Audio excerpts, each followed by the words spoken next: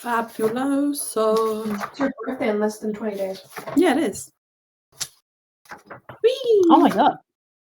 It's going to be in the late 20s. Oh. Hang on, I think I misunderstood something. Did you say we have been in game for less than 20 days? Or no, we're not. Well, yes, but also no. We said yes, we've been in game for basically less than 20 days. However, also we in less than 20 days. It's my birthday. I'm making a very silly, goofy face, but it is excited and yes. It's like crop top. Look at those little skin peeps. Anyway, who can blame Pharrell? Who can blame? For what? Abandoning the drought to go for a completely different. I don't know. Right, we're going to begin the game now. My brain will wake up as we go. I've been awake for just under 20 minutes. I feel like there's a running theme of 20 today. Yeah. It's a magic number. It really is.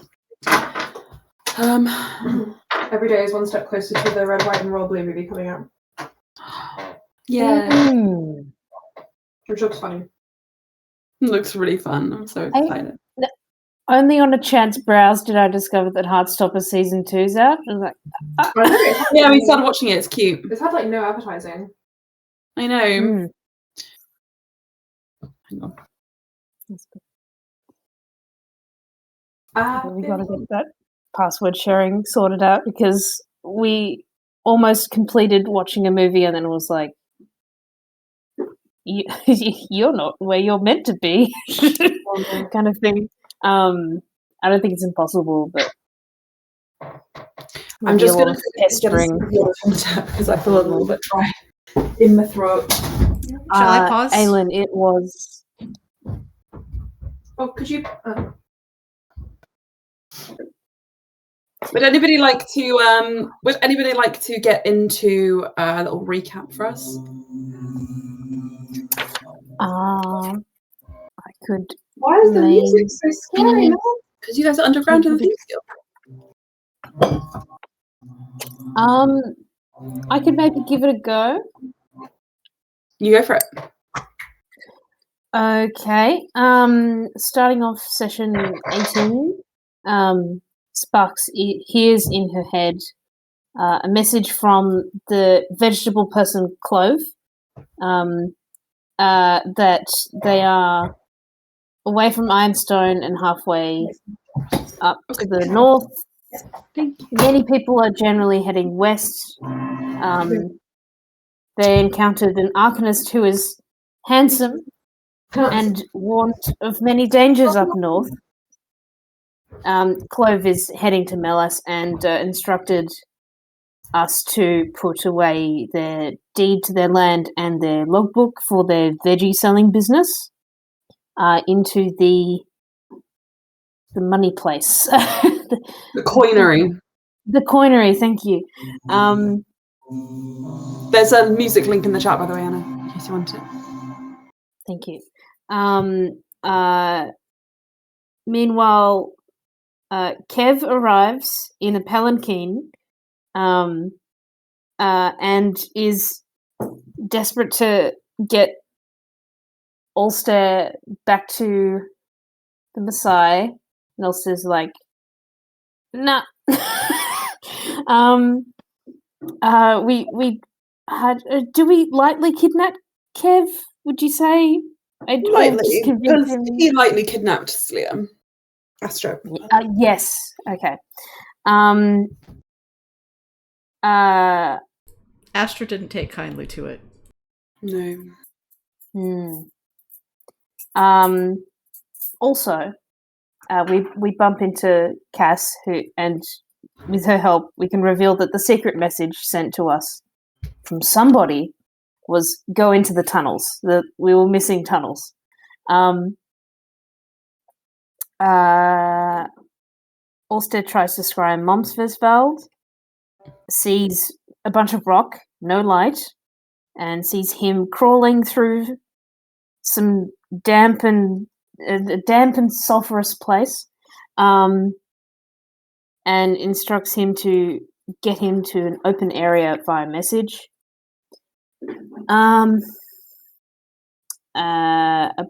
Approaching the coinery, various sort of ways of trying to like cut the line, including bringing up some very impressive family history by Kev.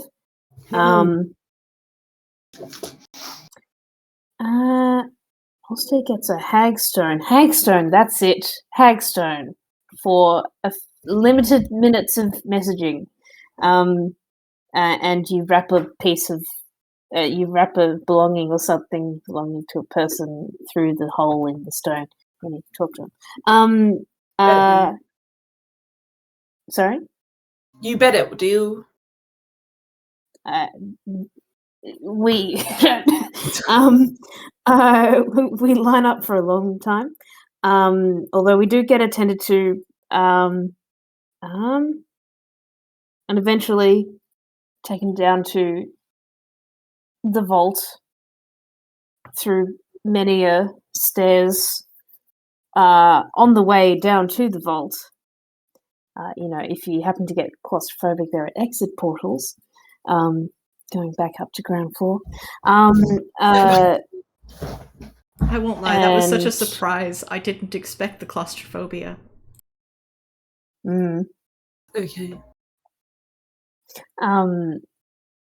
We see a sort of under construction area that bears the royal crest of Aprea, as well as another sigil that is pretty much the Messian family, as is revealed that because of their fostering of kinship, they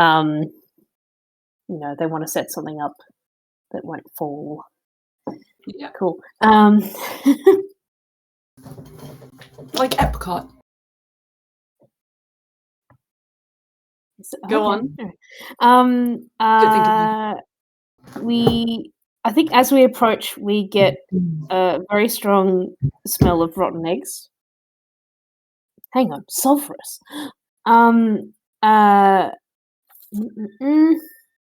As we enter Clove's vault, we're explained how the vault works. It's like you can easily exit, but there's always someone. Hang on. It involves a key. Yes, the vault has a bunch of preserved vegetables, a stack of coins, papers, a bookshelf. Ulster is able to clock some academic books, some unreturned library books. That's actually something I couldn't connect. Vera's basement secret entrance. I think he spots something that is also seen on Vera's basement's secret entrance. Ulster is able to open up a tunnel, which he happily jumps down into, and the rest of us are like, ugh! A cutscene. Loran is trying to repair Ender's brain after memory alteration and is interrupted by Kev, I think, to get assistance. He is correct. Kev left. Good, okay. Ender's going to be fine. So Ulster, Sparks, and Astra. Yes, I forgot the shortening of Astra. It's just AS. I don't know why in my brain. Anyway, we descend into the open trapdoor. Ulster seems to chug some sort of potion. Or some sort of delicious energy drink, perhaps. Instructs Sparks to cheerleading. You have 2 minutes, Anna, to wrap this up. That's okay. Loran and Kev are on their way. We basically realise that we've stumbled into a Thieves Guild location. The gate that's got some evocation magic on it, sensing that if we messed with it, it would go boom and cause a cave-in. These are meant to be tricky tunnels for others to navigate, we find out. There was a sleeping armadillo. It stayed asleep. That's very good. You're welcome. We sit down at a table and we see Mayan, who we chased before, and she's like, Thieves Guild.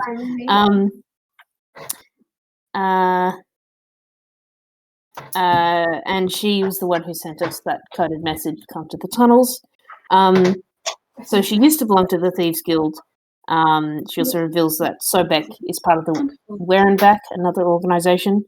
And she's glad about how we've helped take care of Apple Blossom. She has the belief that Tiamat has taken over. I didn't finish that note. It is of the view that Tiamat's, the Church of Tiamat is, they view themselves as like a necessary chaos to balance order, but Mayan's very skeptical of that. As are most of us. I can't quite remember how, but it's revealed to us through a sketch of someone we're very familiar with, that Picarus Teronium. Teronium, yes, correct. Is actually the person we're familiar with being Mumsversveld. So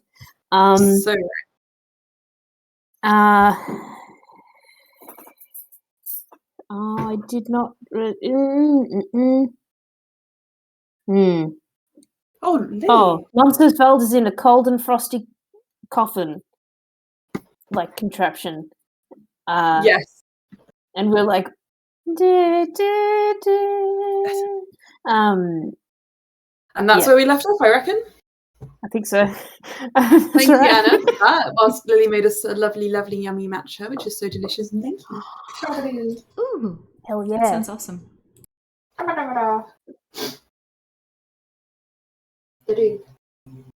So we've got some intrigue. My hair is so messy. So, as you guys are standing around this casket, for lack of a better word, Mayan kind of looks at you guys watching. So it looks at you guys and sees your your expressions, and says, "He's not dead. He's just in stasis at the moment." She's Irish, right, guys? Irish? I think so. She's kind of Irish, right? She is whatever you make her now. Not dead. She's just in stasis at the moment. He, pardon me. Mistake. Just got to clarify. Thank you. Question. How long has this person been in this case? It's hard to say. But like more than a day? When I found them, let's just say they weren't in a good way. When did you find them? Anywhere between a week to 2 weeks ago. Ulster has a very forced smile as he turns to look at everyone else like... But what? Can I insight check the look that Ulster is giving to see if I know how to read it? Sorry? Yeah. Insight check will stand. He's not... It's going to be very low. I'd be like a 10 to pass. Nice weather. For 1 to 2 weeks. So I need to roll a 4 to pass. Yeah. Very nice. Okay, so that's a 16 insight on the look that Ulster's giving. The direct translation of Ulster's smile is, "We've been bamboozled." As in, like, this person who we were traveling with is not As in, one of them is not Pico Taro / has been made to look like Pico Taro. But Okay, so yeah. Okay, just wanted to make sure we were on the same page. Thank you. Laran puts up his hand and says, either this is not Pico Taro, or the person we were traveling with was not Pico Taro. That's what my face was communicating. Yes. My question is, which is which?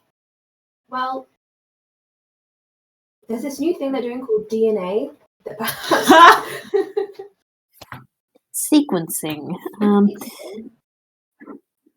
Well,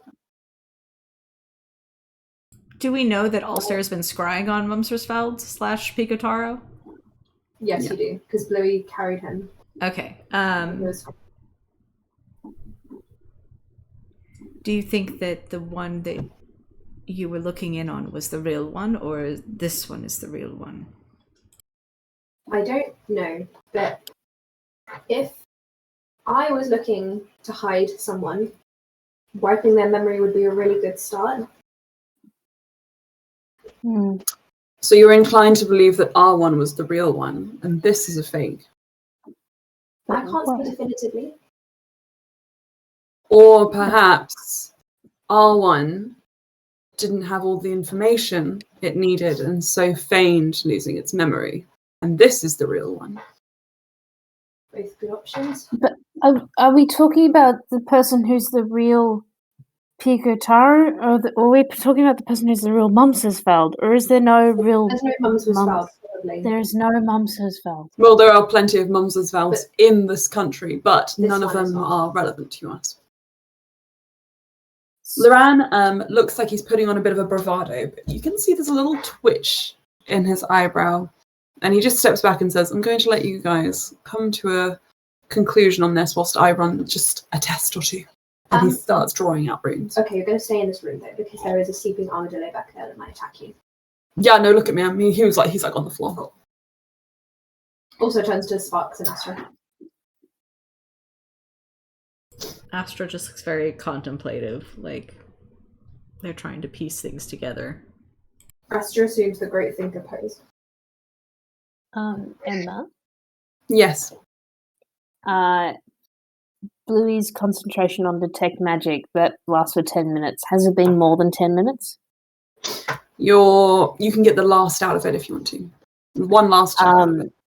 Is there a particular magic coming right from the body of the person in this? Abjuration at the moment. Abjuration. No necromancy. Okay. If that helps you figure out whether or not they're alive or dead. Do I have the time to ritual cast Identify? Yes, what are you casting on? I would like to, if possible, cast it directly on Picotaro. But yep, and what are you trying to discern? So do you want me to just put everything that identify for lack of a better word identifies in the chat so that you have the whole text? Obviously I'm happy for you to do whatever you want to do. I just want to know specifically what your aim is so I can give you the correct kind of information. Probably to tell if it's really a Picotaro or a construct. That's okay. I think then so I went ahead and I dropped it in the chat just in case. That's great, thank you. I think that as you're doing this, Laran just looks over at you and says, How strong of a magic user would you say you are? Strong enough to, I guess, identify if this creature is being under some sort of magic effect. Have you heard of a simulacrum? Yes. Can I roll Arcana to see if I do know what this is? Yep. Make them out of clay and you put them in little spaces. Well, and then you are like, wow, this looks so much like this person. It's almost as if I have friends. I read it in a book. Oh. That's going to be a 17 plus 5, so I think that's a 22. Yeah, you do know, just about. And then you kind of get what Laran is hinting at, which is if a spell has been used to create a duplicate or something like that, then it will be impossible to discern without an incredibly high level of magical ability from a real one. You might do better, perhaps saving this for like interrogation when you actually speak to this person, potentially. But if you want to, you can cast a spell and see what you get out. Astra was beginning to ritual cast it, so Loran would recognize, that she's not giving up that much magic to... That's fine, yeah, sure. Aren't you a very powerful magic user, Loran? Yes. Definitely far more powerful than I. Yes, you're far more powerful than I. Yes. Guys, stop it. The ghosts! Maybe you could do it. Sorry, Lily, I saw the ghosts. That's a cute place.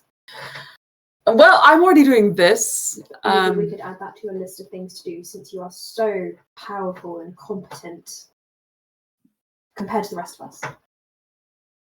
It's true, I could learn so much from you.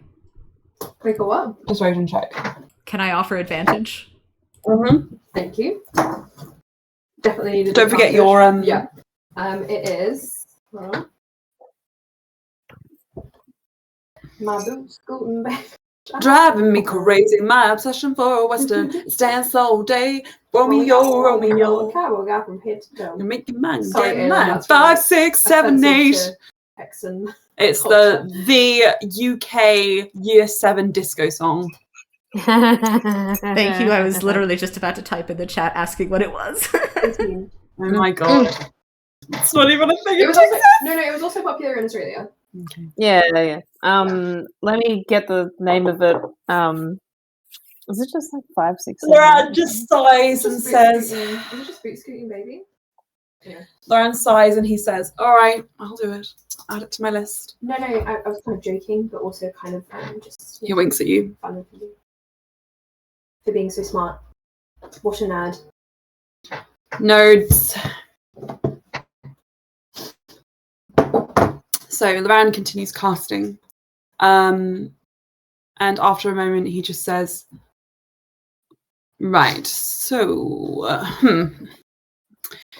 Let's just skip forward slightly so that we don't waste too much time. Also, this music is really patchy. Our internet's not very good. I think it's this because it's a beta website. It's a little bit slow. Hang on. Is it still coming through on your end, Anna? I realized I didn't actually connect to it. Just then I've been vibing with 5, 6, 7, 8. That's so funny. Okay, cool. So Loran says, having a quick look, I can tell a few things. First of all, she's telling the truth. And she points over to Maine. Good. So whoever this is, she genuinely does believe it to be Monsesfeld. I mean, Picotaro, that's going to be really difficult. Picorus, Taronium. No, Picotaro sounds better. Second of all, you asking me about the simulacrum situation. It seems to be beyond even my capabilities, as That's such a burn. I'm not sure. From what I can see here, honestly, I'm inclined to believe that it is a genuine body. But Ulster has the other Picotaro's hair. This is true. And you cannot mess up a scrying like that. Ulster, may I ask a question? You are certain that you saw he stops himself. Picotaro in that scrying. I saw someone, but it was very dark. Okay. But question. Would a scrying work on a simulacrum? Would it not? Would the hair actually function as hair and not some sort of breakdown in the... Would not the scrying break down is what I'm asking. So then I need some of this Picotaro's hair. Mayan says, To determine if it's a simulacrum or not. So here's the thing, and this might be where we get into a spot of trouble. I intercepted a letter from the Temple of Bahamut not long ago. I burnt it after reading, which is why I cannot show it to you now, so you will have to trust me. It's very convenient. Go on. You can choose not to, but I have brought you all this way and shown you the thing I've been keeping secret this whole time.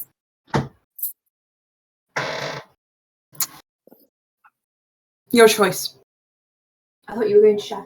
I am.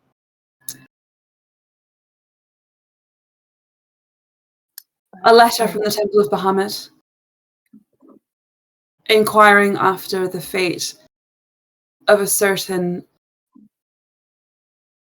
person of this description. I tried to avoid using the real name, in case I stumbled upon some sort of plan I didn't know about, though I think I'm pretty much in the know. They said that under no circumstances must they be brought out of stasis, as they are affected by the rot, the same rot which is affecting the North. And until there is a cure, there is no telling what will happen if we bring them out.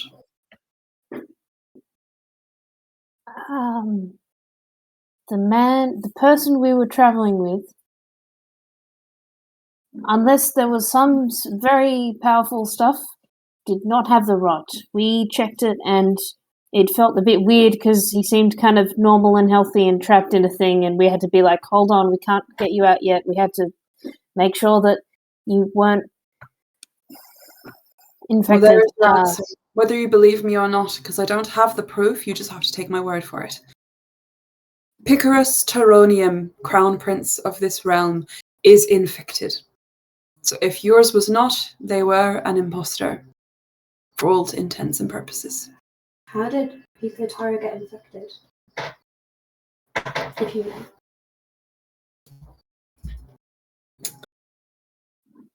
I think that would have been a great question for some of our more Elderlith-minded operatives.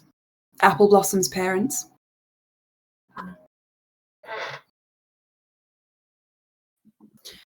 But they're in prison at the moment.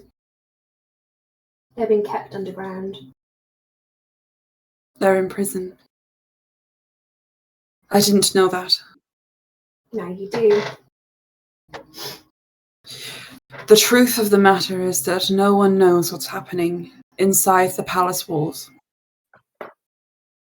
Elderlith's watch is barely functioning without their rule.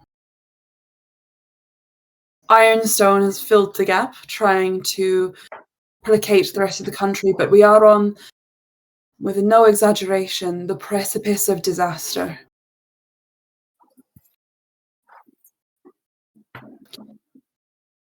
If we let him out and somehow one of us gets infected, then not only the North, but the South, the East, the West, if it's not already, will be contaminated. The only thing we know is how long it'll take the undead to walk or swim down here, which means we have days, if not, at best, weeks. Sparks has a question. Sparky. I know when the detect magic was on, only abjuration was detected. I think I will do a divine sense. Knowing the location of any undead and others within 60 feet, not behind total cover. So I'm going to do that for the next 6 seconds. Okay. Because if the person we were traveling with wasn't infected, then is the person here infected? That's my reasoning. If one of you, looking at all of you, considering your healers, from what I've seen, because I have been watching you, I hope you don't mind, I know you all have some sort of healing ability. Sorry, allergic to underground. Lauren says, I don't. I can remove curses, though. Most of you have some sort of healing ability. If you guys wouldn't mind just seeing what you can discern through the glass. We can form a friendship circle. You can form a friendship circle if you wish to, yes. Also goes out and holds his arms out to Sparks and Astra. Astra will take their yes. hands. Yeah. The healing power of prayer. And friendship. The healing power. A And friend knowledge.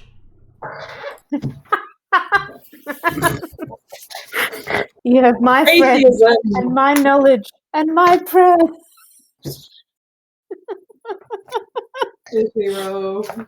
Please do. Medicine. You can do whatever you wish to figure out what's going on here. The only thing you cannot do is lift the lid of this glass case. Okay. Can I do a medicine check? Oh, or can I assist Ulster's medicine check? I think you should do your own because I only have a +3. You'll definitely be better than mine. Okay, so 17 plus 6 is going to be 23. My 23, maths brain okay. doesn't work this morning. I'm doing my best. That is all My fine. brain never works. Nope, me neither.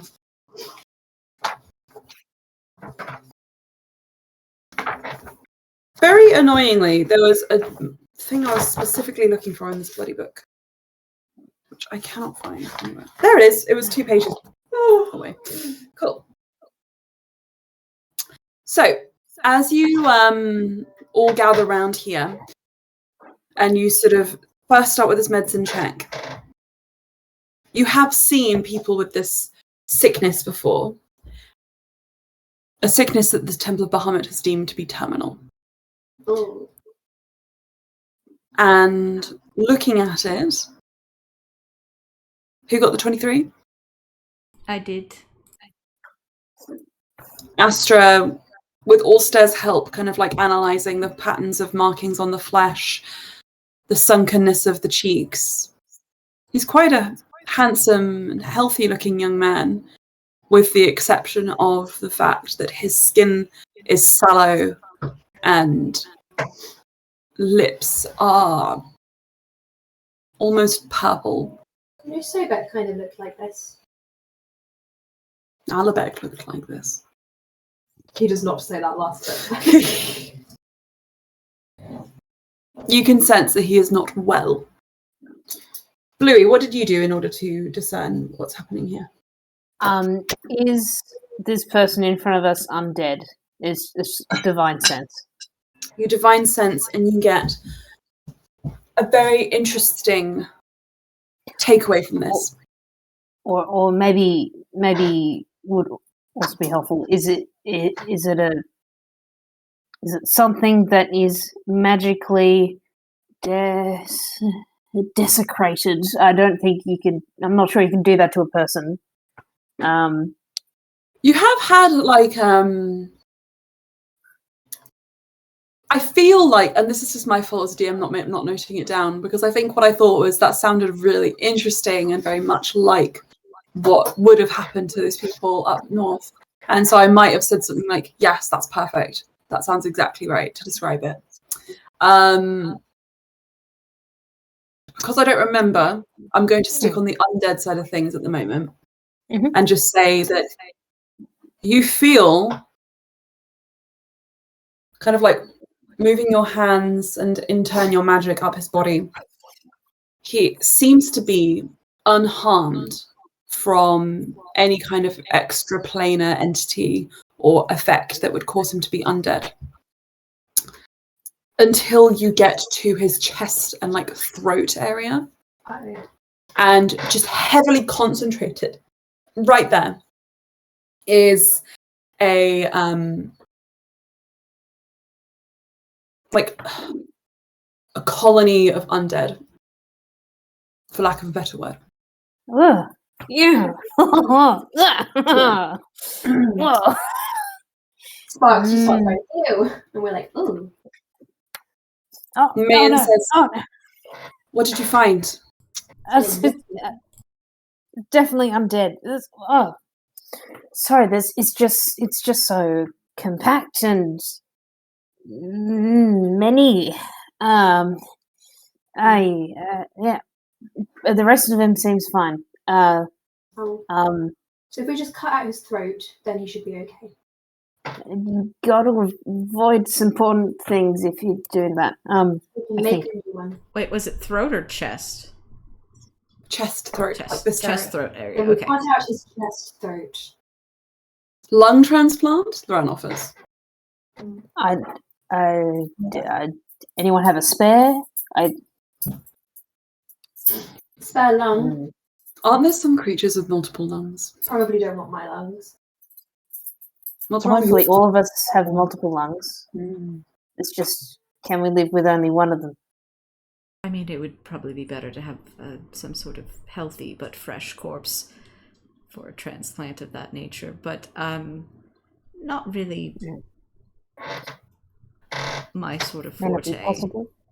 Oh, We need a surgeon, a barber surgeon. Yes. Loran says, "We need to examine the body, but we can't without opening this glass case. Yeah. So what if I just, sent a little magic into the case without opening it? And then you guys could direct what you need to see." We all look at Mayan. She looks uncomfortable. We don't really know how it spreads, so Well, it seems to be touched. I can. If it's gotten to in time, I can definitely cure it. I got cured once. I got better. Got better.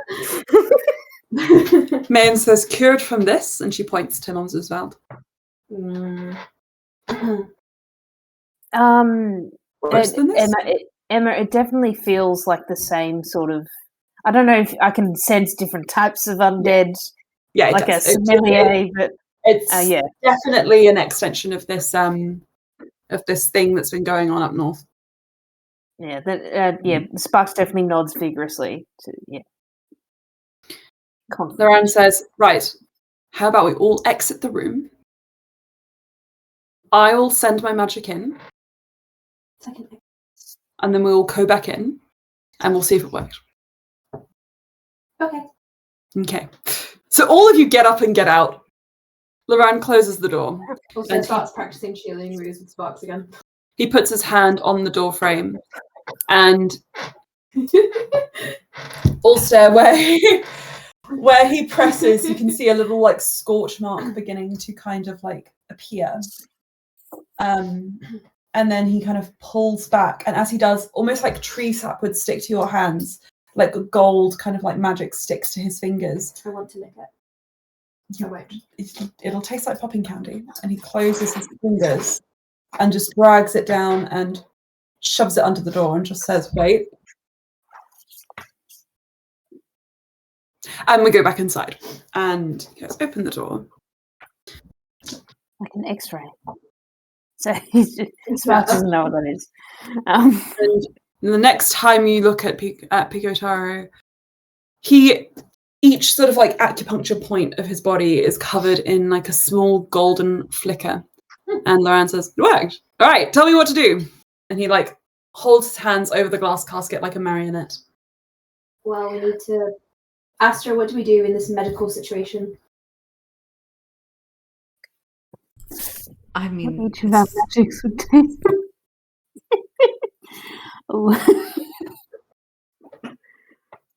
If it helps, I didn't have time to do anything except put him in there. it would help to know what exactly Loran just did. I'm just going to move him around. So if you need to look at something, you can. He made him into a ball-jointed doll. I did. Oh. I mean, I don't think he could cure himself. So to I cure, cannot I'd need- heal people. I can remove curses. That's good to know. That you're incapable of healing. Yep, I am incapable of healing. From anything. Well, I mean, removing of a curse is in itself a form of healing. But question for the DM: is there anything that I could roll? Anything that I could potentially do that would be more than what I have already done? Well, my you current as a medic capabilities. know that if Mayan's done literally nothing to ascertain what's going on, Yeah. then he hasn't had any kind of hands-on medicine checks or medical attention. For all you know, he might have like a huge gashing wound on his back, and no one's noticed it. Okay. So with That's this kind of additional why you're doing this. thing that Loran is doing, could I roll perhaps a medicine check with advantage? Yes, so you would need to instruct Loran and Sparks as well. Loran, is there any way that this magic of yours, it can't do like long distance touch, can it? Like a non-touch, not touch? Like if I touched your magic, could the magic touch him?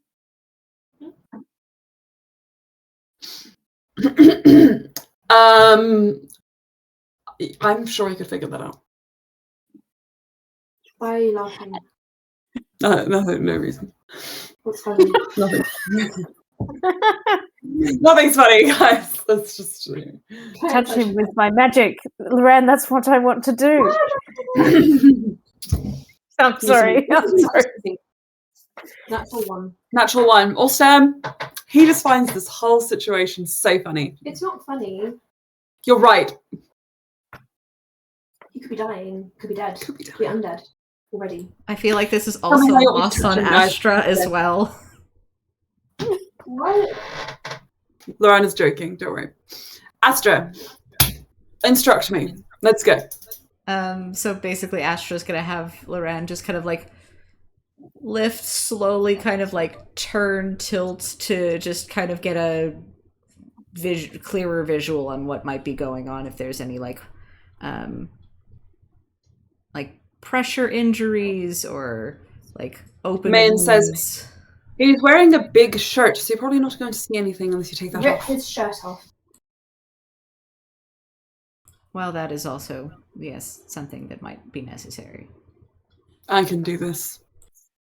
Thank you, Loran. That's okay. Loran, with much more expertise and speed than you've ever expected from this kind of magic, takes the shirt off, and it just sort of falls to the bottom of the casket. And you see, wearing kind of just like a singlet now underneath, Hyperstronium, his throat and chest have this kind of pulsating, like grayish black, these infection lines Don't like spreading like across his collarbones. And Loran turns him, and they turn all the way around his back. And on his back, you can see that there is actually an impact wound. Yes, as you expected. So yeah, a handprint which has either been pressed so hard, either shoving or hitting him. It's hard to say which. Can I start making a sketch to size of that hand wound? You may, yeah. You can see each fingerprint. You can see the ball of the palm of the hand, the side of the thumb. It's like a really, really hard push. You get the impression. And as he turns and rolls forward, something falls out of his shirt, the undershirt that he's wearing, and it pulls around his neck and dangles there. And you see it is a necklace. It is on a golden chain, quite finely made, and the kind of set it is. Seems to be just a very simple stone. It's very small. It's very delicate looking. Not a stone. No. No. It has a gold backing, and it just seems to be some kind of pendant or amulet. What color is it? It appears to be a kind of like emerald green. And in the center of it is a thick, pulsating, almost like a pupil, black dot. Oh. And Loran inhales and says, "This is the real one." How do you know? I know that necklace. What is it? It's a protection charm. An incredibly strong one. That didn't work, did it? No, it is working. That's why it's not spread. Oh. And Loran just stops and says, I gave it to my brother. A charm that's like this one, or this one? You can't find anything like this. Why would he give it to Pico Taro?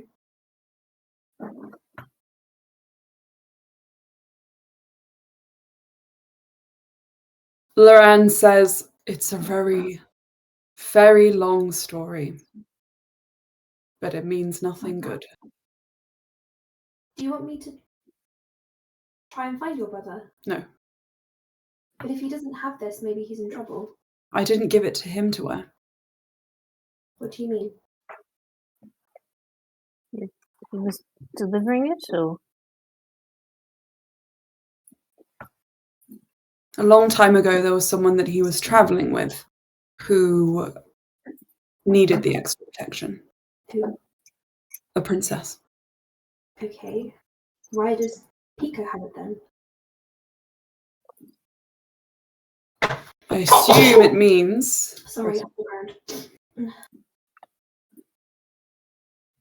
I assume it means he lost her. And is no longer looking.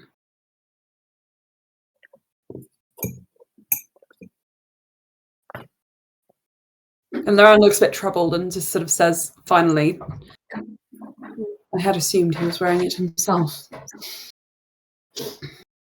Well, I can check on him if you ever want me to. I already said I don't want you to, Foster.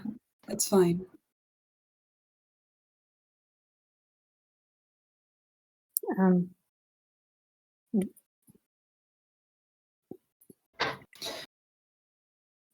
Well, this is good news.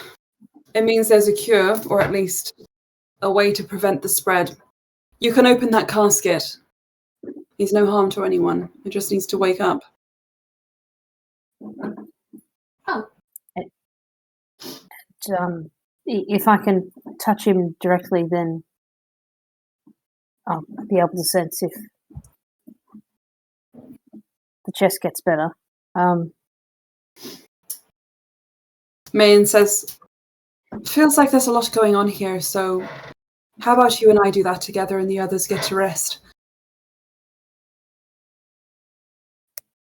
Outside of referring to medical things, I've not much use in this situation.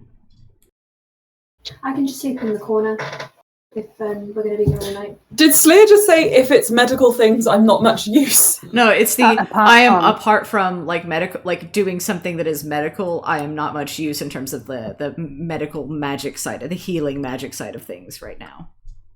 I don't have the power to do what Bluey can do. Isn't that what Bluey's about to do? Yeah. Then if they want to go, you guys stay with me and we can... I can certainly try and get her assist. back to consciousness. I don't think you'd mind necessarily if I tried to cure him before waking him up rather than after. I feel like that's it's part of that, the oath of hippos. What is it? I'm trying to think Hippocratic. Hippocratic oath. The hippo oath. I can't really do much. I mean, I can heal, but I'm not a very... I wasn't trained in healing, so... Loran just pulls on your arm holster and says, let's give them some space. Do you want to go see the armadillo? Absolutely not. You could potentially make friends with it. Absolutely not. Guys, when I say it was an armadillo, it was like a monster. It was a terrifying, Exactly. neutral evil, like Meanwhile, Ulster and like Astra are on the same page of yes, let's make friends with it. Hey, Emma, He was escorted out. did you know? I hang on. Sorry, I can restore a target to its original alignment with a certain spell here. If that, so if the armadillo is like been magically made evil, you can make it better again. Let's abandon moms as well. Let's go make friends with the armadillo. Right. Okay. Right. So.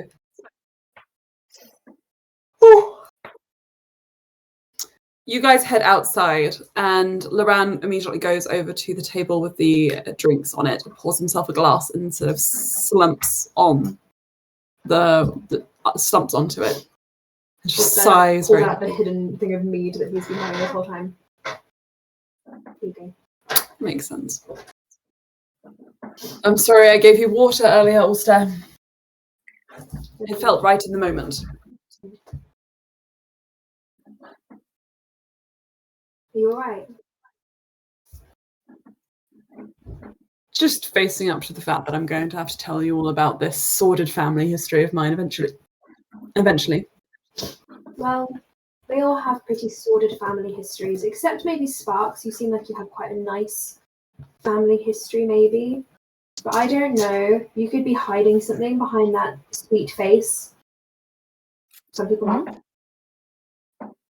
family history. Well, there's my brother and my father who's passed on. Your brother, I is he haven't- also a Dragonborn? Sorry, can you say again? You have a brother, is he also a Dragonborn? Oh no. We're all we're both adopted. He is dwarven. That's a big height difference. Must be difficult to get family portraits done. Oh, look, you help support some people. You get a box out, and There's or always just sitting. some comfortable chairs if it's a long portrait. You know that. Yeah. Mm. Thank you for that clarification. Loran said, didn't you mention his birthday wasn't long away? Yeah. Are you going to go back for us, or are you going to stay at the distance? Well, we'll have to see with all of this, but I would want to be back. It's a big one, 21. The big one, in Melas, it's a 3 years. Is this in dwarven years or human years? Melas. The one that unites us all. The human years. There you are. So technically he's like 13. Yeah.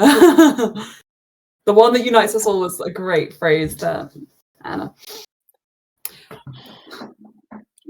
Look, even if he's sort of 13 and sort of 20, It's like I'm sort of 18 but sort of 26, how that works. Sort of. Like, I'm sort of a century old, but I'm also sort of 24. Century. He's kind of old. Sorry, that was Excuse very me, rude. my mother is. But don't mention it. My dad's over 500 years old. My God. Our parents are contemporaries. Not quite 500. That's very old. Astra's very quiet about the aging conversation, especially with the Sparks's reaction to Loran being 100. How old are you, Astra? If you don't mind me asking. I'd be Loran's contemporary. Bit older, though. He looks at you. Mm-hmm. Mm-hmm. Understood. As lovely as this conversation is, don't you two have some healing to do? Yeah, we probably go to Kev as well. Who we left upstairs because he didn't want to come down because he thought it was smelly. Oh, yeah. That makes sense. This probably would have been quite a lot for Kev, I believe. Also, I don't think that Kev is in the know yet. Is our absence to the kind person who brought us down, is that going to be suspicious? Should we worry about that? No, you guys should just have a drink and get on with the healing, and we're going to go and party. We're not going to. I am going to party. We're not going Loran's going to go home to sleep. No, that's not. We can't leave until they leave. We'll stay. We were just going to sit here. So boring. I know. Okay. We will. I'll try and make it more boring. Closes the door and forces you guys back inside as he does. Sparks and Astra, looking at Pico Taro, you can see there is a superficial wound from that bludgeoning. I have a small question. Yes. Could we, before waking him, do like a tracing of the hand? Yes, you know that you would have noticed Ulster was doing that. Okay. Ulster's making tracing. Does the handprint look to be of a certain, like, is there any recognizable features from this mark that we could pull? Like, let's say, like, if, you know, there would be, like, extensions of claws from, like, a dragonborn, or, you know, like, very smaller hands for, like, a halfling. The first thing that happens is Mayan, with a very cautious look in her eyes, pops the lid of the casket after Mons Vald is sort of, like, placed back down. And, actually, no, I think it's better if Loran's magic stays there and you guys can move him as you need to without having to put any effort in. The casket is opened and there's like a rush of cold air and like you know when you breathe out when it's cold and your breath is kind of frosty, it's like that.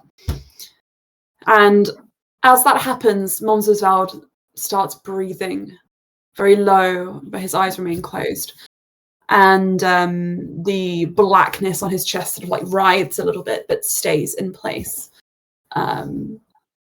You kind of turn him onto his back, and looking at this handprint, make an investigation check, please. Do you want assistance from Louis? Yeah, I would love assistance. I refer to her as Bluey. Naughty. Actually, you have assistance. Yeah, you roll both.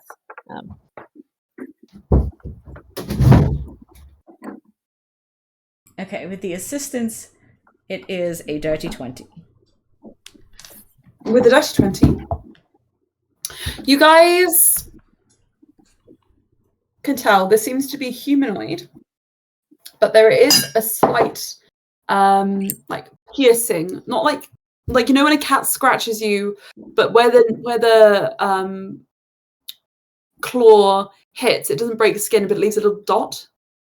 Do you know what I mean? Yes, like say an impress. I'm gonna just put out there, not trying to be meta, but like say if Loran's claws were extended. Say if Loran's claws were extended. Which I think it's too meta considering he's mentioned his brother. Yes, you get the feeling that there is something similar here. They're coming out of the pads of the fingers. There's like a strange kind of like marking. Yeah? Hang on, just one sec. Yeah? Oh. He scratched you? Oh no. We didn't need a live demo of Agreed. things cats do to skin. Honestly, like the first thing that came to brain was like one of my characters, Aina, the druid, has like the coffin, or not the coffin nails, but like the pointed nails with like steel tips. Sorry, so it guys. would leave a similar. Lily's just got a cut on her leg, so I'm just going to go get a plaster so she doesn't get blood on the stairs. Maybe just pause for 2 minutes, but can you just keep in mind what the last thing we did was? Yes. Thank you. Mhm. Spin Monsters out over slightly as you're opening up the casket. And what is it you guys wanted to do? Because Someone's selling the Madame Show cafe goods. Slay. Sparks. I think on the area of the handprint, since it has been sort of drawn, I think Sparks will do the lay on hands. Quickly before that happens, I have a quick question for the DM. Yes. Based on the medicine check, does it look like that handprint is the focal point for where the undeath came from, or does it like a casting wound, or does it seem like this was something that was done with some other sort of intent? Can I roll like an insight check on that? You can, yes. Would I have advantage based on the dirty 20 No. investigation? Okay, cool. Just wanted to check. Just give me one straight up roll.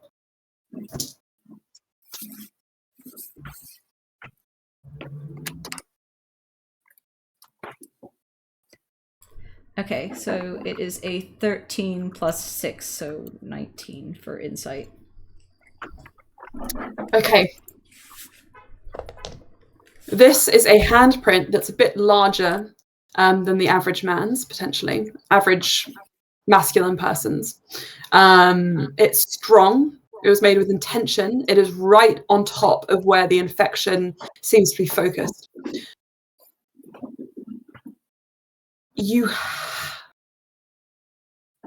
It's really difficult to say. However, it feels like the infection was inflicted by whoever made this mark.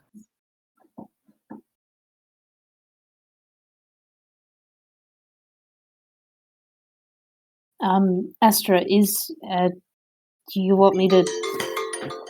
Sorry about that. Do you want me to...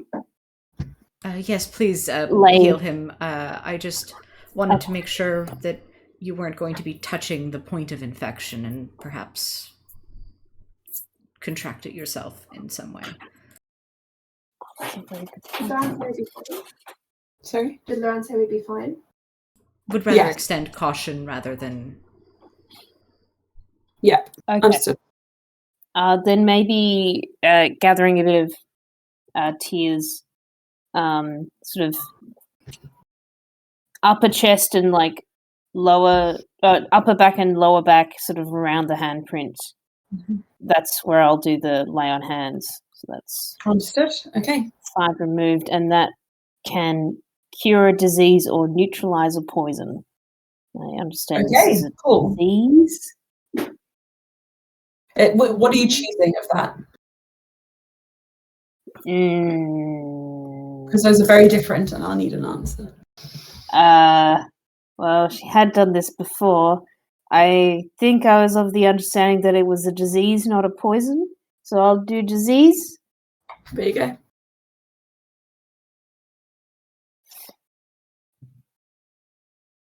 Does anything appearance-wise change about the back, the handprint, or like the skin, or? Mm-hmm. So, the skin begins to regain some of its color, and the black kind of like infection lines recede until they are focused completely in like a kind of black, like almost heart-like shape, like anatomical heart, over where the pendant would usually lie, like just where it would sit. And they stay there after your casting. And after a moment, kind of, I assume you've like laid Monzersvald back on his back at the moment, and he slowly kind of twitches, and you get the impression he's about to open his eyes. We will come back to that though. Okay, all right. And get outside to really quickly. So this is just outside the door. So you guys can hear like clattering and like the sounds of bottles popping. Ulster and Loran, you two are sitting at the table. And Loran has taken one of those bottles and is pouring himself a glass. And he just says,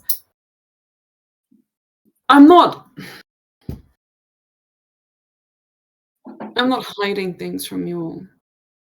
I'm just not particularly interested in sharing unnecessary information. Mm-hmm. Also leans over slowly and then snatches the bottle away. I have an idea. If you are not interested in sharing information, but perhaps maybe if I ask certain questions you would be, we could turn it into a game. And you can ask things of me as well. 20 questions. More like a drinking 20 questions, yeah. Why not? Ulster pulls over I have no reason to say no. himself and tips out some of the bottle. Right. No, and he sort of like tips more into his own. There you go. Okay. We need to be equals or stare in all things. Well, do you want to go first? Sure. Ulster. Game on. Mm-hmm. Dehane. No. Stop, that's not my name. That was a mistake on my hand. He wouldn't have said that, obviously. Ulster, game on. What are you scared of? What scares you the most? What am I scared of? I don't like metal. It has a weird texture and I don't like it. Fair enough. Does that count gold? It's more so when there are like big sheets of it, because if it's especially pure, then it feels like nothing. You know when like one part of your body goes numb? I kind of tend to feel everything. If it's rock or dirt or mud or anything, I can feel it. But if it's metal, I can't feel anything, and I don't like that. So I'm going to say metal. Gotcha. So, my turn. How much older is your brother than you?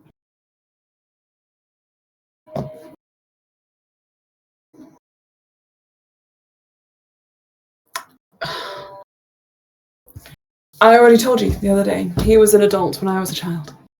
That's not a numerical value. It wouldn't make sense to you. Well, I've got quite a good intellect. I think I could probably make sense of it, given that I'm also half elven, so I understand the human years versus other years deal. Just shy of 8 decades. Okay. Your turn.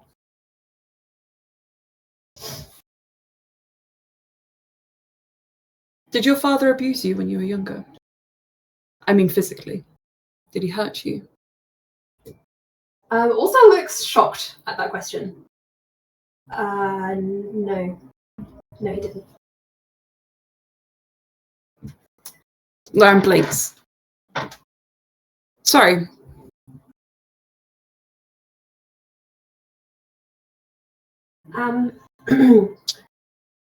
Well, what was the name of your first crush? He drinks. That's not fair.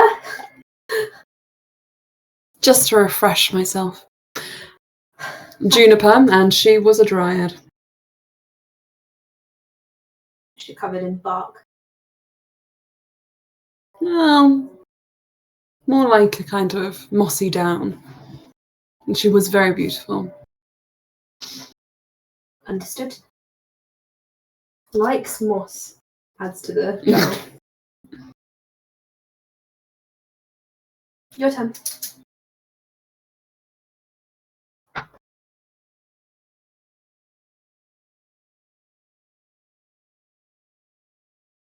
What was your betrothed like?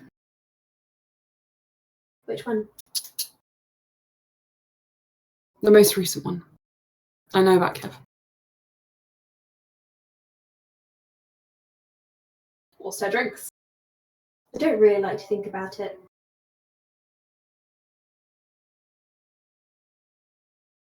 Is that okay? That's fine.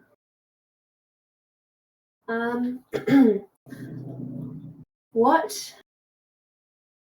What was your favourite subject at school? Evocation.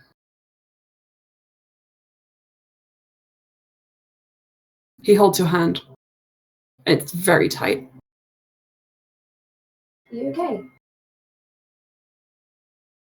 I had this strange... I'm okay. Just like a headache. It's like I'm seeing double. I don't think I realised quite how strong this all was. My question, have you ever tried to kill anyone?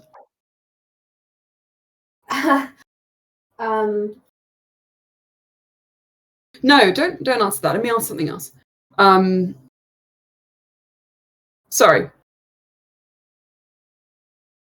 What's the worst wound you've ever received?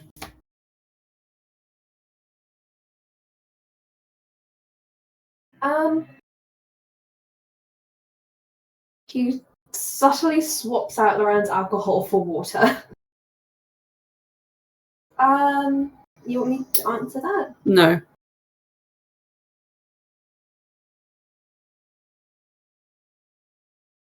I wanted to say something else. Sorry. I don't know if this is a good game to play. I seem to be confused. Also kind of gets up and shifts to sit next to the man at the table. Are you okay? I don't know. He feels his forehead. He feels clammy. Maybe I should get you back to the shop. We can't leave until they leave. Well, we can. I know other ways out. You just have to follow me. But we can just go back the way we came. If we take the key, then we're trapped. They're trapped, rather. You give me a moment? He holds you very tightly. It's okay. Yeah, and he changes the hand holding him to the glass of water. Drink that. You can see me the whole time, okay? He nods. As you kind of walk away, you hear a kind of bubbling noise. And when you look back, the glass is empty. Right. He will quickly open the other door and poke his head in to see Sparks and Astra. Sparks and Astra, after a few moments, Monzersvald opens his eyes. And almost in perfect unison with that, the door also opens. Do you close it behind yourself, Ulster? He'll pull it to and make sure that Loran can still see his fingers around the door. Sure. Because he could tell that Loran was a bit nervous, I think. Not quite himself. Sorry to interrupt the resuscitation of the undead prince. And Monzersvald slowly sits up. Hello. Do you mean Pico Taro? Or I'm going to keep getting those mixed up. Okay, right. It is what it is. He's been Monzersvald for so long. Picotaro sits up and says,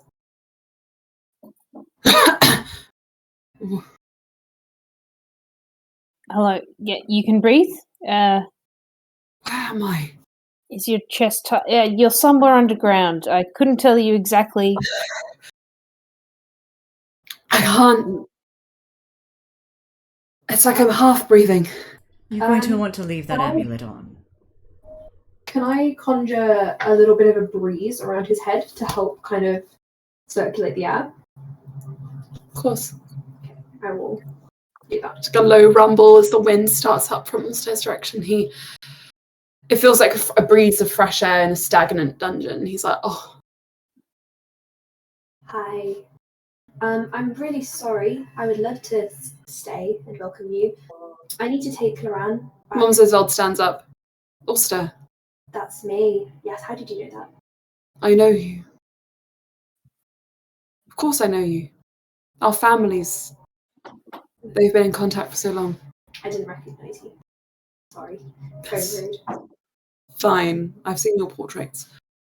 Ah, yes. He looks very much relieved to see a familiar face down here. Well, you're okay. With that amulet on, don't take it off. Can someone explain to me what's happening? They will explain to you what's happening. I need to go, because I need to help someone else who's not feeling very well. But they're going to help you while you're not feeling very well. And he kind of nods at Sparks and Astra, like, I really need to go. If Mayan says, you cannot go back up to the surface. No, Anything you do must be done down here. I want to take him around back up to the surface. He's not very well. Not Should with we- the rot.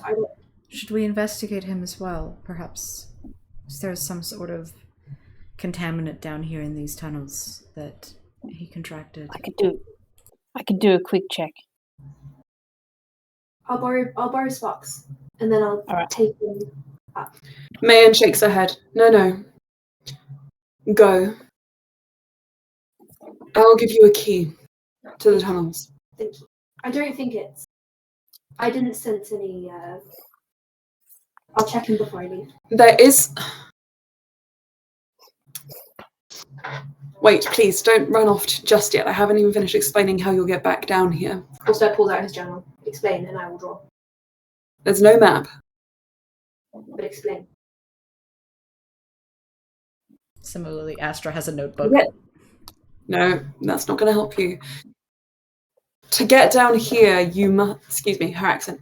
To get down here, you have to have been brought down by someone who's been before. Well, now I've been before.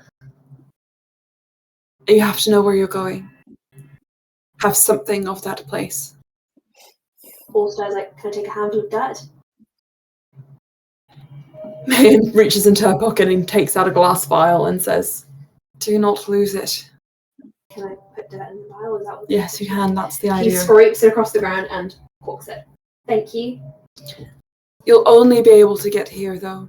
You're not going to be able to go anywhere else. That's fine. I will be back. I just really need to make sure that he's okay. Can we If get one here of you through the are going to library? insist- Sorry, Astra? Can we get here through the library? There's another entrance. You can enter the tunnels, but without that, you'll have no idea where you're going. Do you have a sick bay or anywhere that I can take him? If you don't want me to leave. If he leaves, he will be found. I'm certain there are people looking for him. No, I'm talking about Loran. I'm sorry, Mum. Oh, it's not sorry. about you. It's about Loran today. And you, I guess. But Moses out is just silent.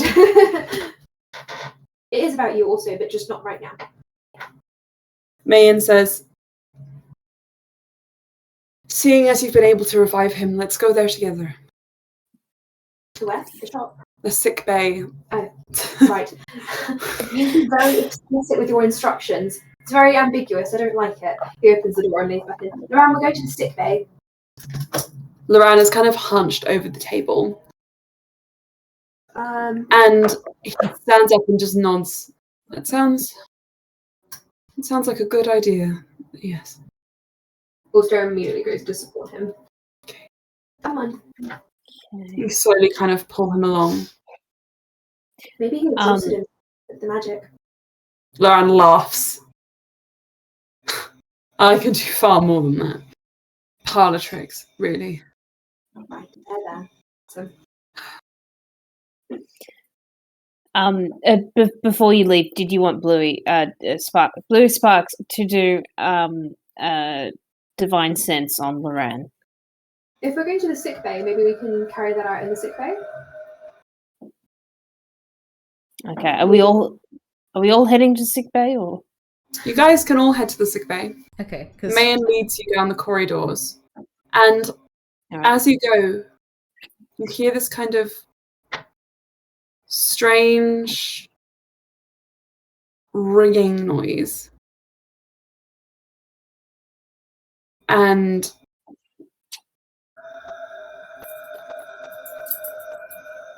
almost like tinnitus in your ears, something kind of like you almost hear as if pressed straight up to your ear, a piece of paper just ripping. Astra visibly flinches. And Mayan looks around and says, "Quiet. What did you bring down here with you?" Ourselves. Nothing followed you. Well, we can't really know if something followed us, can we? Because that would be to destroy the point of stealthily following someone. So I don't think so, but maybe. She looked around. "I don't like that. Forget the sick bay. We're going."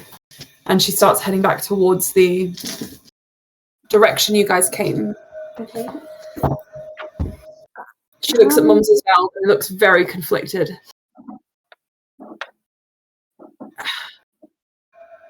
"I've not been to this shop. Is it safe?" Yeah. "Safe as anywhere." Then do you mind if we take shelter there?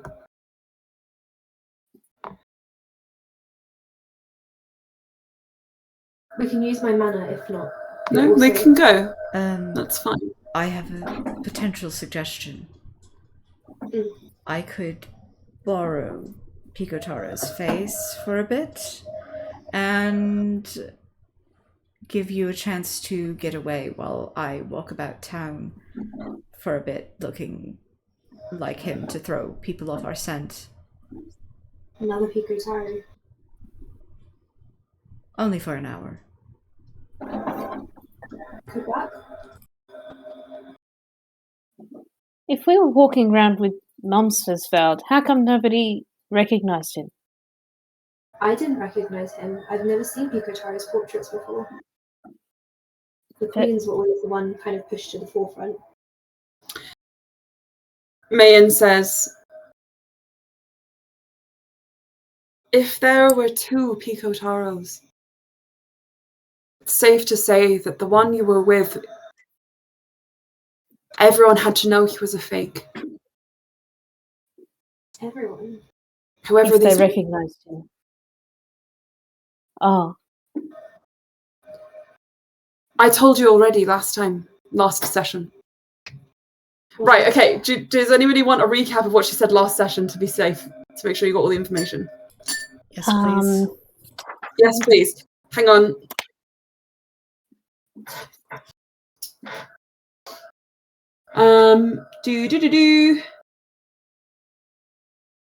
My brain is behaving so well this session. I'm so proud She of her. says that she said essentially that she had sent the books, and after she noticed you guys following her, she partially went behind Sobek's back to bring you all into the fold. She noticed you guys had first-hand knowledge of what was happening in the north, and that you were traveling with someone who seemed to be Monsesveld, despite the fact that she knew that she was recovering downstairs. Though he didn't say that because I wanted to have him mystery. She feels that Monsesveld is safe. And that's what you guys had, and you guys then obviously heal him. She said that she believes that there are different groups trying to essentially plunge Aprea into chaos. So she's trying to create a faction which goes against Tiamat within the Thieves Guild, which her, Apple Blossom's mothers, and other figures in society are part of. So one of those includes Sobek. Okay. She said that someone, and this is all stuff you've already heard last session, so you don't need to worry about making notes. It should all just be there. She said that someone in cahoots with Tiamat's supporters in the Thieves Guild are trying to bring the country to its knees. She mentioned an arcanist, and she mentioned a few details about that arcanist, and that was it. Mm-hmm. Emma, do you want anything from this pre-order, by the way? Oh, I need to go to the toilet. I don't know why. Shall we take a pause here? Yeah. Do you guys want it to be a longer break or a short break? Could take a longer A break. longer 10 break minutes. sounds good. 10 minutes? Okay, we'll see you in 10. Boy.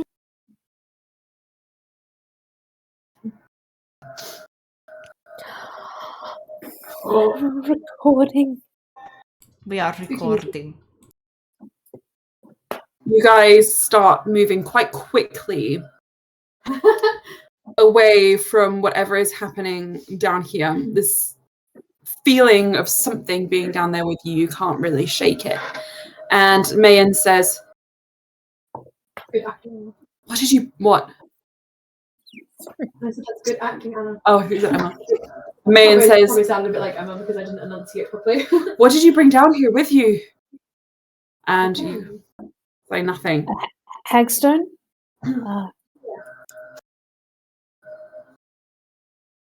And you guys start moving towards the exit. Back the way you came. Can the man hold himself upright? Yes. Yes. But he's holding onto you very tightly. Okay. We'll still just make sure that he is steady. And I assume that everyone else is looking after Pico. Who's holding Pico? I was about to maybe offer to help with the Ran since Sparks is strong, but since Sparks also has the ability to cure disease, she might stick to supporting Pikataro. Mm-hmm. Astra will attempt to help with Loran because... Four-star's not very strong. Well, I feel like these two not very strong people can help Loran, who can kind of support himself, versus Pikotaro, who probably needs more help. Two skinny people supporting Loran, two built people supporting Pico. That's so funny. Loran's full of hot air anyway, he's not that heavy. He's not quite what you all expect. Right. He's full of hot air and he's not that dense, so, you know... We love him. I'm sure you do. As you guys turn the corner, you're just kind of starting to head towards the exit of this room with the tables, the drink, etc. that you had just been in. And I promise he didn't drink that much. you start moving towards the exit. And you kind of follow the corridor down through this like more hewn out structure rather than an actual building structure. Leading up towards where that gate was, you guys almost blasted your way through. And as you make your way there, you turn very carefully, but quietly towards... Sorry, the music stopped right at the critical juncture. Hang on. Oh no, the music stopped. What does it mean? What does it mean? What does it mean? Dramatic timing. And dubbed in laboured breathing as well, like...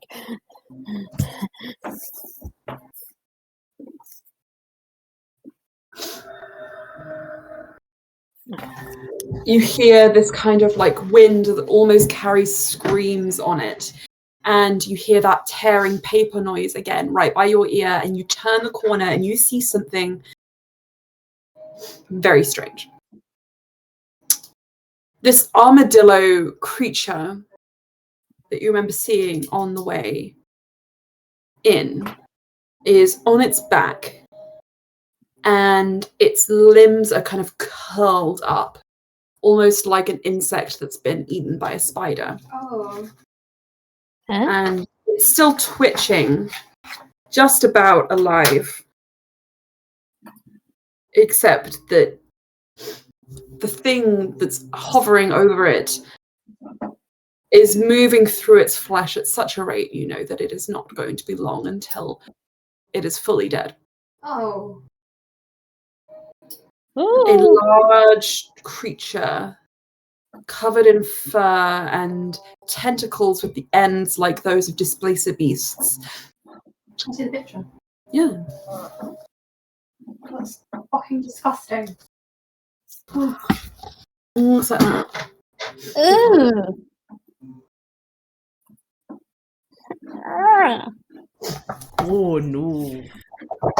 It is just chewing and pulling on the sinew, and it doesn't seem to have noticed you yet. We slowly back away. I need everyone to make me a stealth check. Go away, Siri. Woo! Siri, I don't want you. And then I have advantage because he's being supported by me and Astra, so that. No, you guys have disadvantage because you're supporting Loran. No, because I rolled really well. That's not how that works. If you're supporting someone, you've got disadvantage because you have to maneuver. Well, at disadvantage, it's 16. It was 20.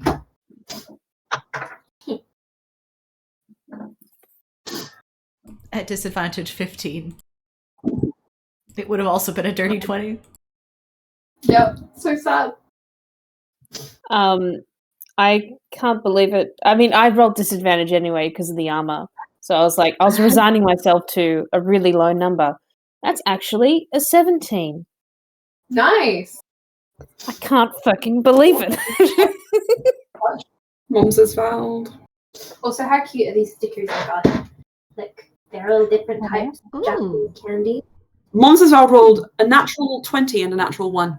No! Oh, let me see, Lily.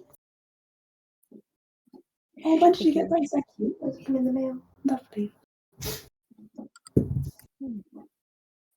Man.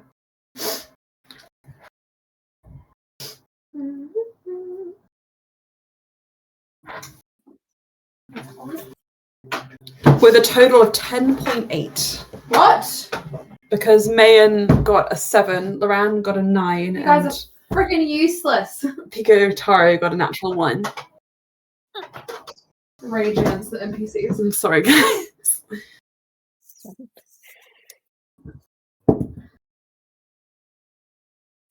This creature lifts its head. We come in peace. And sort of starts breathing very heavily.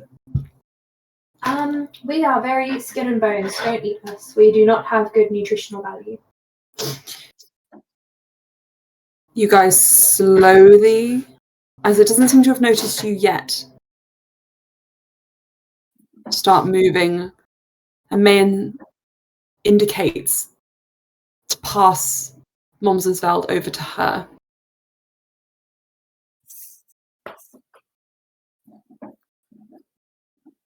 And she takes him and slowly starts moving towards the exit. And they manage to get all the way up to the stairs, close to the grate. Can I cave it in to stop it from coming after us? You guys start moving towards the exit, following them. And it goes, and turns around. And I'm going to have to make you guys roll initiative, please. Oh, Okay. And then, yes, if you want to cave it in, you can. But damn. that'll also probably cave you guys well then, just so you're aware. Oh, I can. Run away. That is a dirty 20 on initiative. Okay, just What's a that minute. creature called? Balhanoth. How do you spell that? Balhannoth. Wait, H-A. Nnoth. Wow. I have an impressive initiative. Yeah. Oh, do you know? Are you ready? Are you ready to note them or Right, so 25 to 20. 20. me? Nice. 21. Nice. Nice. All these rolls have been high. That's I very haven't refreshed unusual. my. I'll just do that quickly. That's fine. From like 4 games ago. And Slayer, what did you roll? A 15. 15. Okay, you guys are going in a row.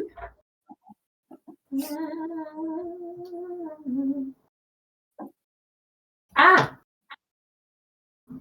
Right, so. Oh my god, this music is so stressful. I like this because it's free, but it's stressful because it takes a while to load. Sorry, my sheet is being real glitchy.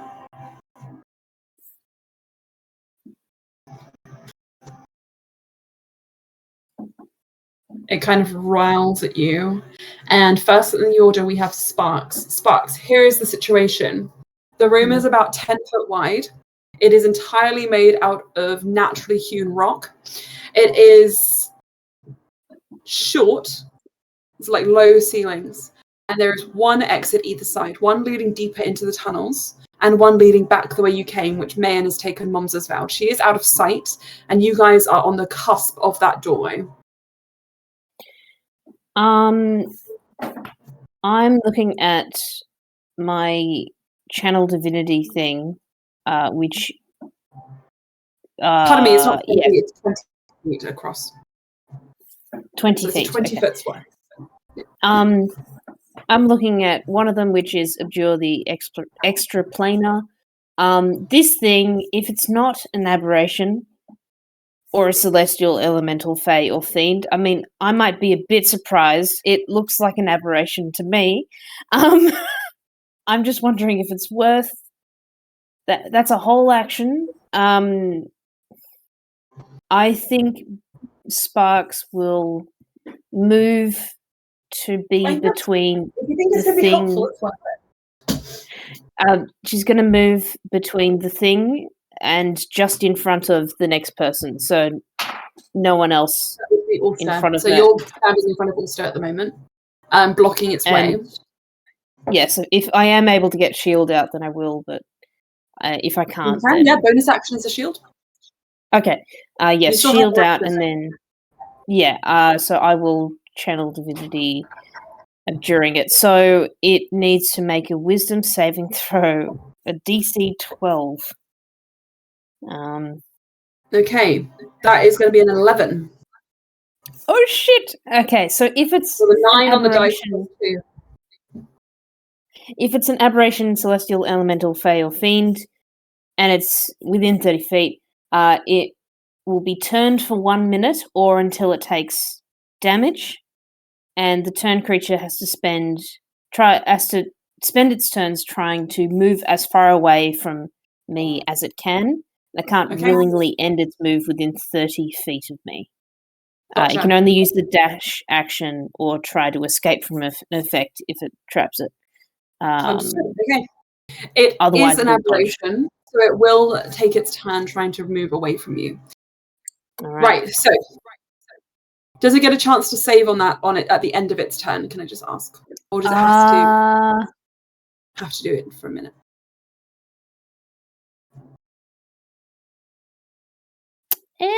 That's a good question. I do not Look know. that up. I think next. it's either for 1 minute or until it takes damage. Okay, gotcha. Ulster, you are next in the line. You see Sparks kind of pull out their shield and very Witcher style kind of like pull their arm forward and pulse out some magic. And it kind of sort of stuns the Balhanoth as it kind of rears its head back, about to take a bite out of you all. Now, something you should know about this creature. It seems to be completely out of place here. Oh. It's almost like it's moving on a different frame rate. It's made from different stuff, from everything around it. The longer you look at it, and as this magic affects it, it seems to just kind of roll and crack. And it's almost like trying to mix oil and water. It doesn't belong here. Okay. But the magic takes effect either way. Sparks, that's your turn. Ulster, you're going next. Get back, everyone. Is driving off the creature. Sorry. Ulster is going to use his action to use Mold Earth and create the portion ahead of us, blocking us between the creature and us, into difficult terrain. If that's okay. Can you just explain? So you're in a room about this big. Yeah. The tunnel there. Mm-hmm. You guys are like here. You're not in the tunnel yet. So you're going to move. So can you explain again what you're going to do? He's just going to put difficult terrain between us and the creature. Okay, sure. Gotcha. If it's stone, earth, anything on the ground. It is, yeah. Yeah. So you're going to are you going to try and leave the path towards the exit open for you guys? Yes. Okay. So he's just trying to create a little bit of an obstacle, and I think then he will use the rest of his time to kind of urge everyone to get out. Okay, are you actually moving though? Either of you moving? Can I hold my movement to bring Loran along with, because he's kind of supporting him? Yes, you can. Yeah. Okay, then Sure. he will move with Loran, but Understood. he will create a bit of difficult terrain. He'll kind of kneel down, etch some stuff into the ground, and I think it just starts to scramble in front of him a bit. Okay. Understood. Right. Next up in the order is Astra. Astra, what are you doing? You're at the end of this at the end of this train. Astra was planning on using essentially all of their movement to get Loran out, assuming that that's what like Ulster would want to do as well. You're going to delay your movement? Yes, just gonna wait till like she and like Ulster and Loran can move as like a unit, and that's like all that she wants to do with her turn. Okay, you are doing nothing else? Like I could hold a cantrip in case for self-defense, but otherwise like in case there is an attacker that comes out, but otherwise everything used for movement. Gotcha. Okay. So when you do that, you kind of delay your movement. It's the Balhanoth's turn. Bluey, did we get an answer about the channel divinity? Oh my god, I'm so sorry. I didn't realize I was meant to That's be fine. I'll look it up. I thought that the answer was that it lasts for a minute or until the creature's attacked. Because I know channel Yes, but I need to know if it gets a chance to save at the end of its turn. Usually it does, but I would definitely check.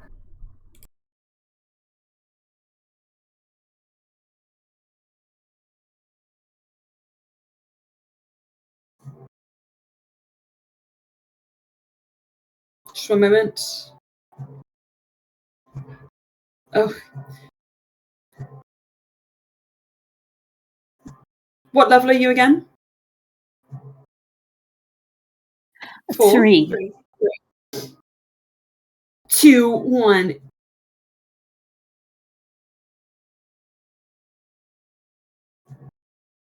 Ba-da-ba-doo-doo.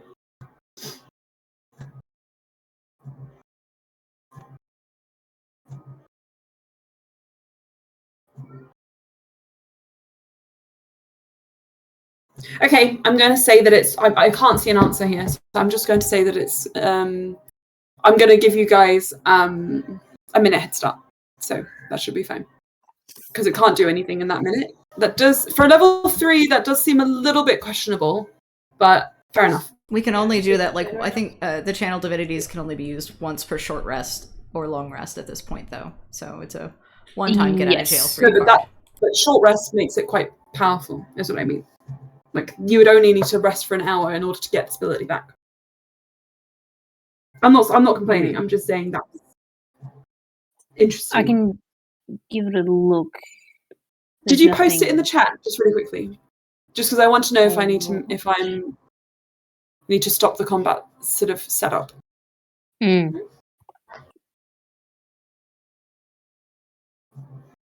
Castigate unworldly beings.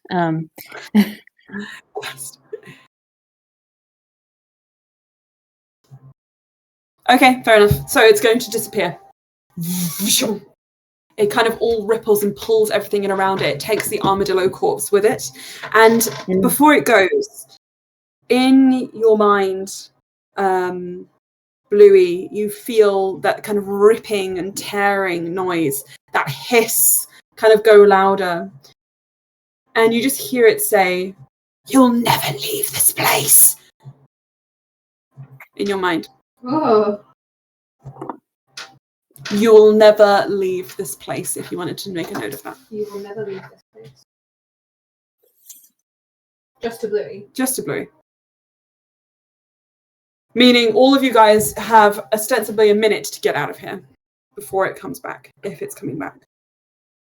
As you guys try and move Loran, because you were delaying your movement, Loran is reluctant for a moment, and he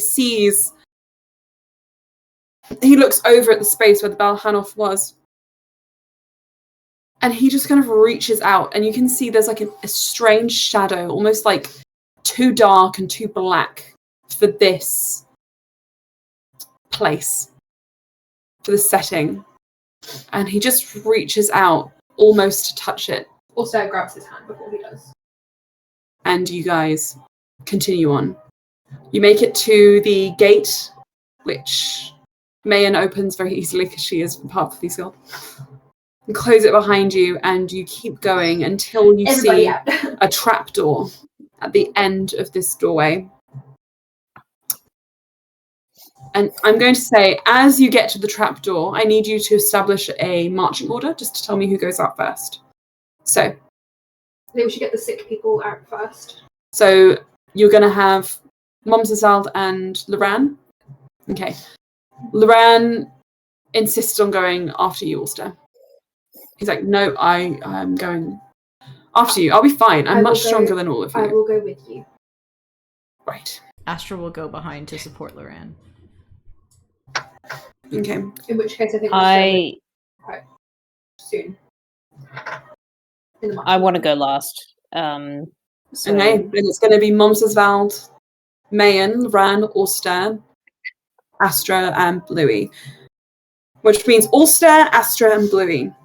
As you guys begin to climb the 15 feet or so of the ladder, you hear that ripping sound again as the Balhanoth tears back into the space and starts shambling towards you. Okay. Sparks. Let me see.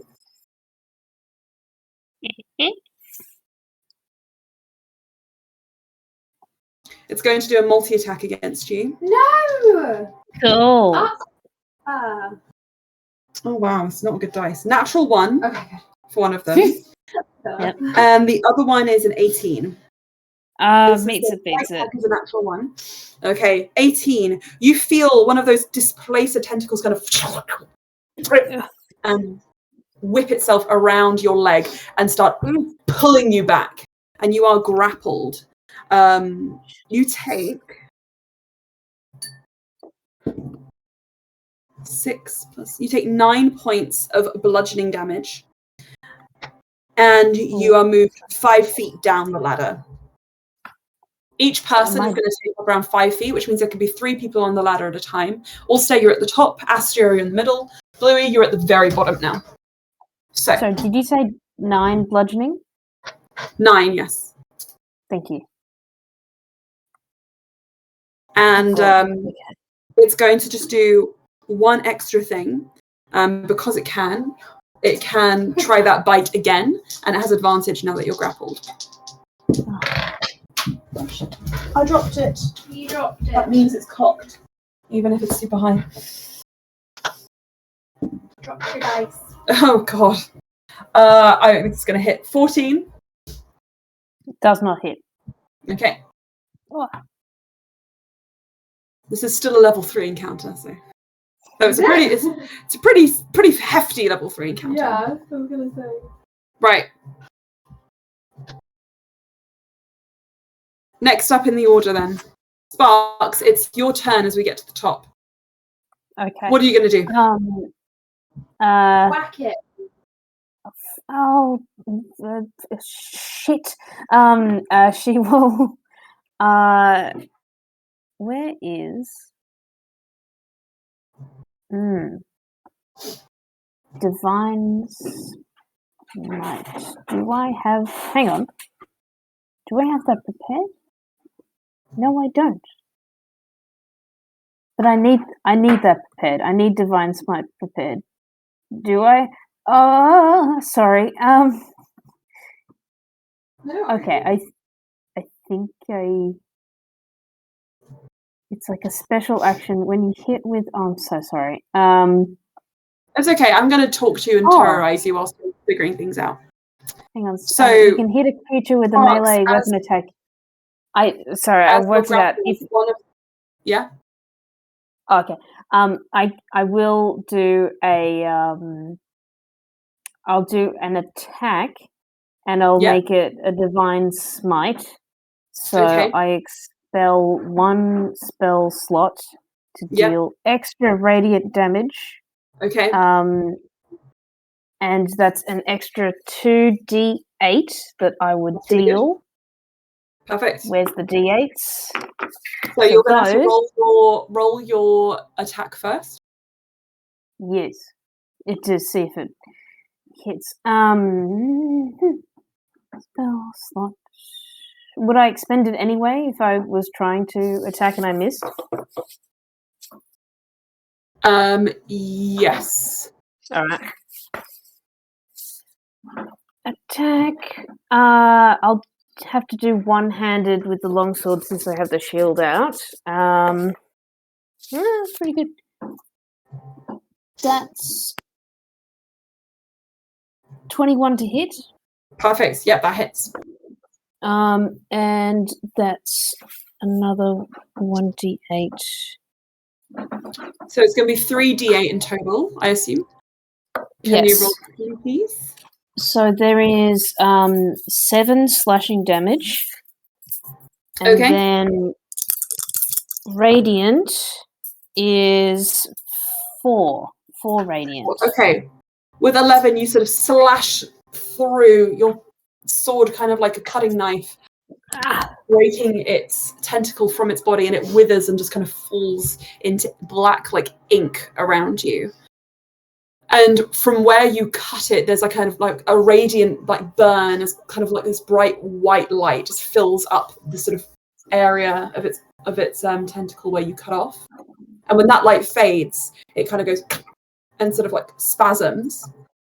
And Bluey, from the end of that tentacle, you kind of blink and it sort of unfurls, and it's sort of a different shape than what you were expecting to see from the rest of them, as a human seems to unfurl from it. But not a human, quite short, with curly hair and a familiar, friendly face, slightly a little attitude, perhaps dwarven, and you see your brother standing there. What? And it looks at you. Help. I fucking forgot my brother's name. Shit, hang on, sorry. What's his fucking name? Sorry, brother. Brother, I am sorry. I have it here. Don't Because worry, it's the name. It's the name I will call out. Javuk! Javok! Ah! Yeah. Bluey, help me! Help me! And it's just screaming for help.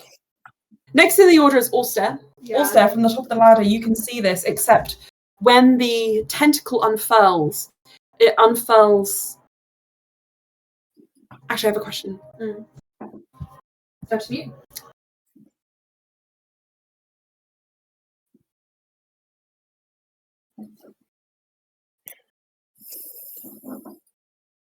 Okay. It can be. That's fine. You see Loran appear in front of you, and he is kind of dead-eyed and attached to the end of this tentacle, and he just says, "Ulster, help me. Help me, please." And Astra, I'm going to make a guess, and you can tell me if this is incorrect. But you've heard descriptions of your father before from your mother. And on the end of this tentacle, you just see him kind of unfurl and stand there swaying in place and just, "My daughter, help me." And they're all just begging for your help. And I need all of you guys to make me wisdom saving throws. All right. Oh my god, also it's going to be amazing.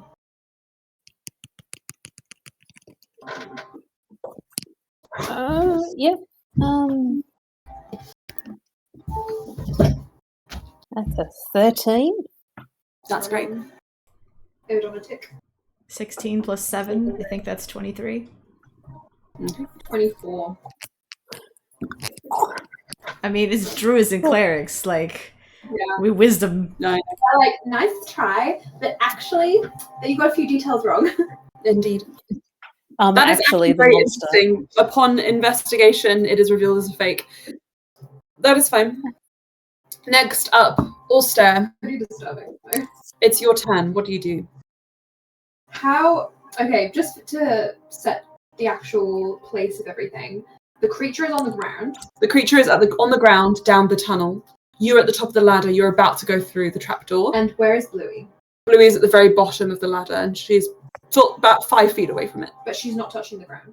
She is touching the ground. She is touching. That throws a spanner in the works. I'm a beefy boy with 25 HP left. I don't know. Also have a few things he can do. He will jump off the ladder and transform into his beast shape. Okay, what are you turning into? I'm just picking. Stop scratching. What are you picking? I'm just picking now. Oh my god. Don't stress me. It's just verifying I'm not a robot. Automaton construct. He turns into what is ostensibly a direwolf. Gotcha. You turn into a direwolf, and you kind of growl back at the Balhanoth, and it growls back at you, except that in between you and it is Loran. Oh, for fuck's sake, Loran. Is it real Loran or fake Loran? It's the fake Loran. Oh, okay. That's fine. Because I'm the moon druid, I used my bonus action to transform. Yeah. I am going to launch a bite attack on the creature. Okay. And he knows 100% that's not the round. He rolled 24. So yeah, he's like, sure. Nice try. Understood. Okay. Can you please roll me a bite attack? It doesn't mean it's not going to be freaky. I know. He's still like, okay. That is plus 5, 16. 16. It's kind of like a warning bite that kind of just goes. But unfortunately, you don't quite hit. I'm afraid. Okay. Yeah, doesn't hit. Okay. He's gonna stand in front of Bluey. Gotcha. Astra, it's your turn. Oh, okay. So I'm gonna reach down the ladder as far as I can to potentially. Can I touch Bluey from where I am on the ladder? You have to get off the ladder, I'm afraid, if you're gonna do that. Yeah, I will climb down to the bottom of the ladder to touch Bluey and cast. You hear Loran yell, "Get the fuck out so I can set that thing on fire!" I will say, Bluey being 6'6", you won't have to go down the whole ladder. If you're lying flat on the floor. Wait, is Bluey You're prone? Oh, I'm prone. You're not prone. Not prone. So there you go. Yes. Okay. Yeah. I allow it. You're on the very bottom of the ladder, Astra. If you want anyone else to be able to go up it, you'll have to go up it as well. I mean, Astra just wants to like reach down, like give Bluey a pat on the shoulder for cure wounds to heal her for 10, and then the rest of the movement to go back up the ladder to go up as far as I can. Walk out. Amazing. Right. Next up, that feels a lot in the better. order, But it's still. the Balhanoth who is going to direct its next round of attacks at Ulster. Bring it on. Beach. Multi-attack. 19. Oh, come on. 12 and 15 on the dice, and 22. Excuse me. Yes. Excuse me. I would like Yes, to use Bob. my reaction and my shield to. Yes. Am I allowed to choose which attack? Yeah. I guess the first one that is the highest AC. Okay, that's the one that's the high. Yeah, that's fine. The second one looks like it was the one that would be more devastating. I will allow you to choose. Okay, well, I'll the try second and... one is a 10. You see him. I'll show you this. You see the Balhanoth looming forward with its mouth, and the other side looming forward with its tentacle. I guess the mouth looks more deadly. You can choose. You got to choose one. I'm not telling you which is which. Blocking mouth. Okay, mouth is the first one because it was the first on there. So you managed to shield up on Ulster's right-hand side as the mouth comes in And Okay. you feel Ulster getting jerked aside from the middle of his wolf form with the tentacle. Ulster, you're going to take... This is actually technically less damage, but it's more annoying for you. More annoying for me. 9... You take 12 points of bludgeoning damage. Okay. And you are Okay, grappled. And you're pulled 5 feet towards the Bulhanoth. You are restrained. It's going to use, because it has this ability, it's going to use its bite again Oh, come on. to try and bite you with advantage. Okay. Yes.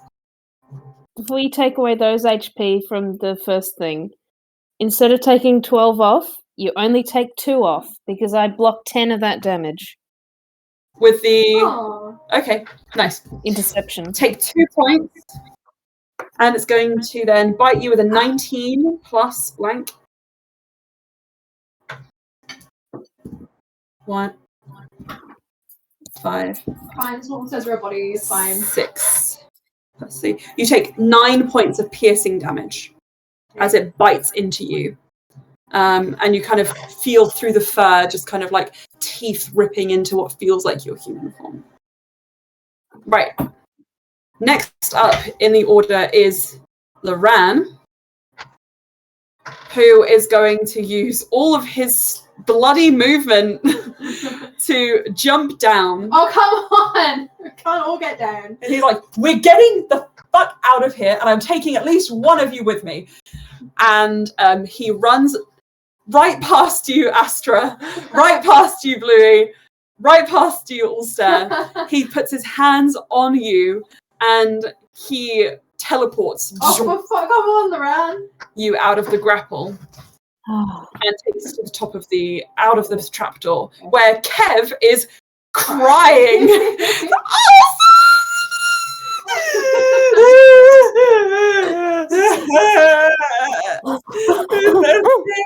Terrified. He's like freaking out, and he's holding you, and he's using his little magics to like try and heal your little puncture wounds.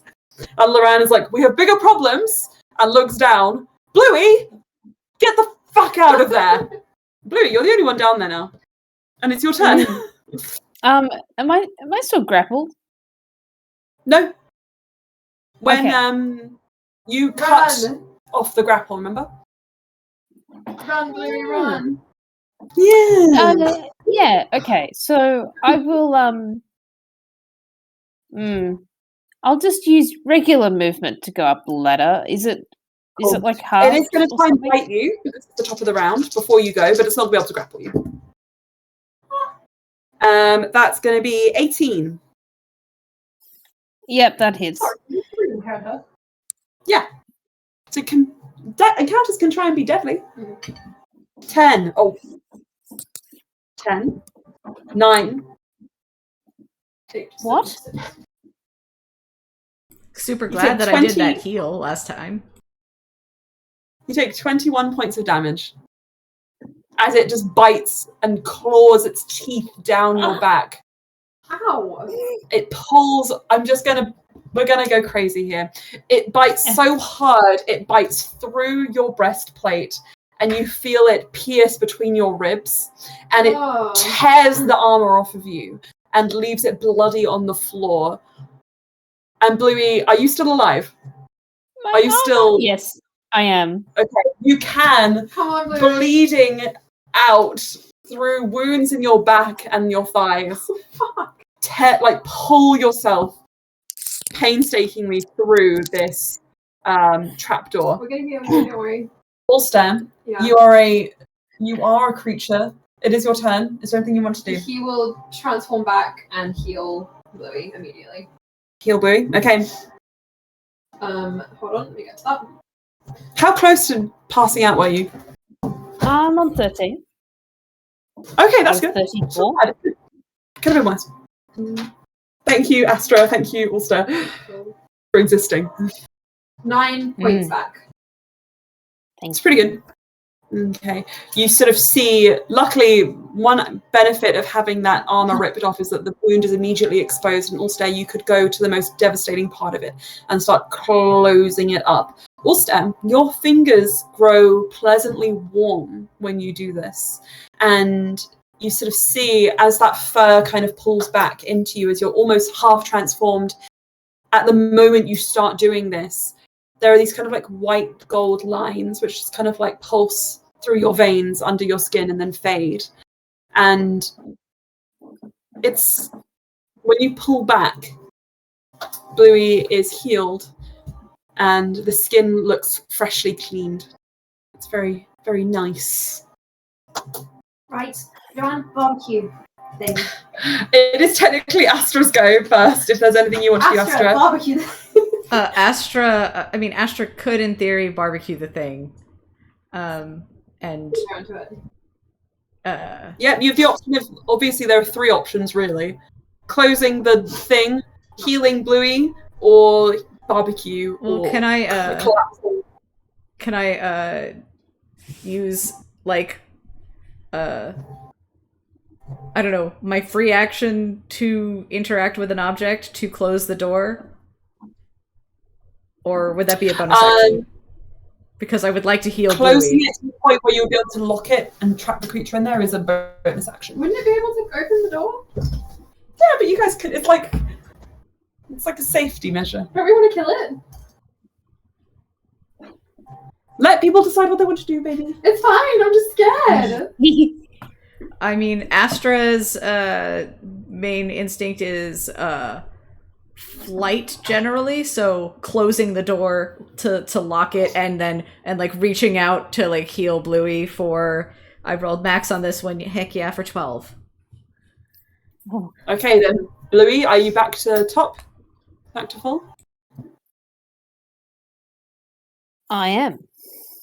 Oh, I am. Oh, I am. It would have been interesting to see That was what refreshing. Astra's barbecue would have looked like. Mm. They do a main flame grill. It would have been more like a divine starry smite kind of thing, you know. Oh, yeah. For sure. Mm. Right. It is the Baal's turn. However, something interesting. The moment that port closes, you can still hear it. You can hear the kind of like ripping and seething sounds, but it does not pursue you now that it cannot see you.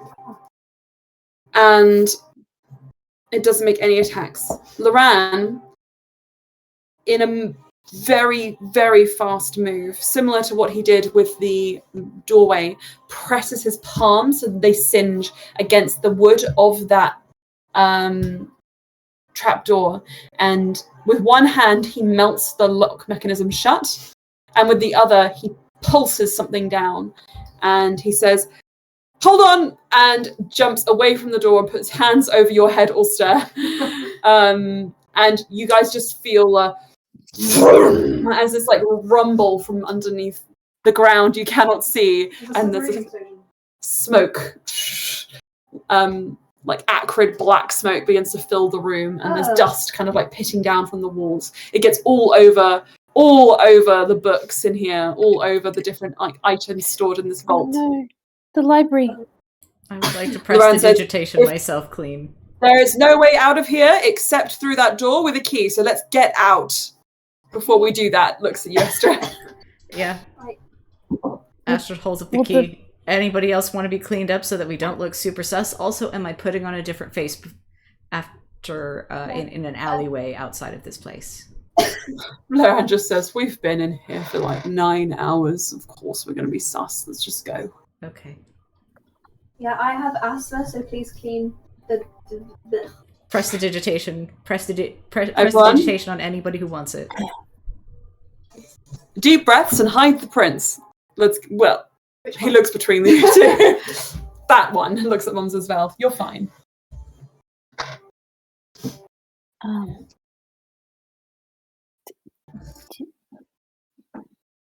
Sparks. Throughout the mad dash, as we're about to exit, Sparks will say, "Did anyone see my brother, a dwarven man? He seemed."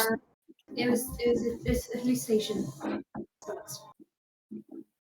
It wasn't real. He wasn't there. I mean, Okay. who I saw. Okay. Lauren looks at you but doesn't say anything. Okay, alright, thank you. Lauren laughs and just says, "Come on, guys, let's get out of here." And then just stops talking for a moment and like has his hand on that exit, the key holding it, and he just looks at the key and turns it. Loran. Out of here! And he presses the key into the door, and it springs open. And on the other side, there are no less than 4 bank attendants, 2 of whom seem to be first aid experts. One is a very a whimpering, almost crying individual who brought you down here initially, and the owner of the bank, who is a wizened old woman wearing thick, heavy robes. Hi. No time to explain. We've got sick people. Move. Also tries to move on. The first aiders try and come up and help you. Yeah, we don't need you. We have other first aiders, but thank you.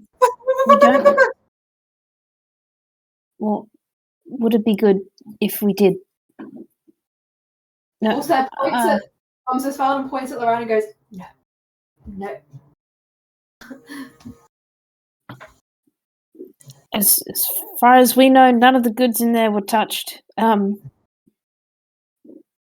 Should we investigate? You must wait with the key if we have to investigate, though. Right, goodbye. The old also wizard woman. pushing people out of the way.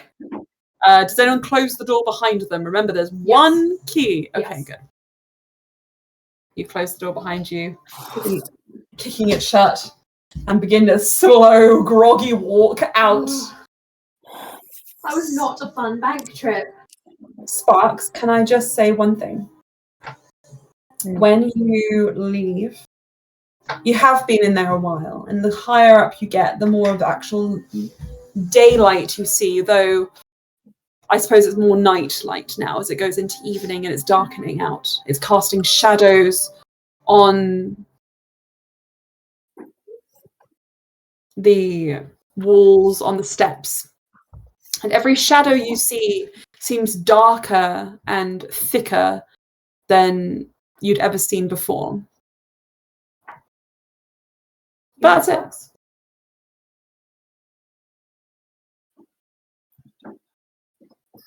You okay?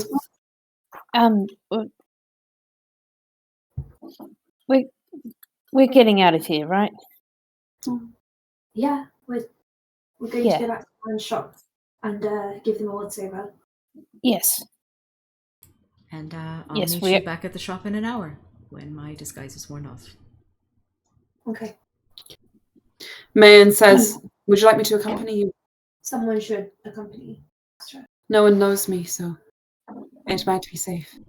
Very well. And if anybody could make a connection between you and Mumsersfeld, then they might think that I'm the genuine article.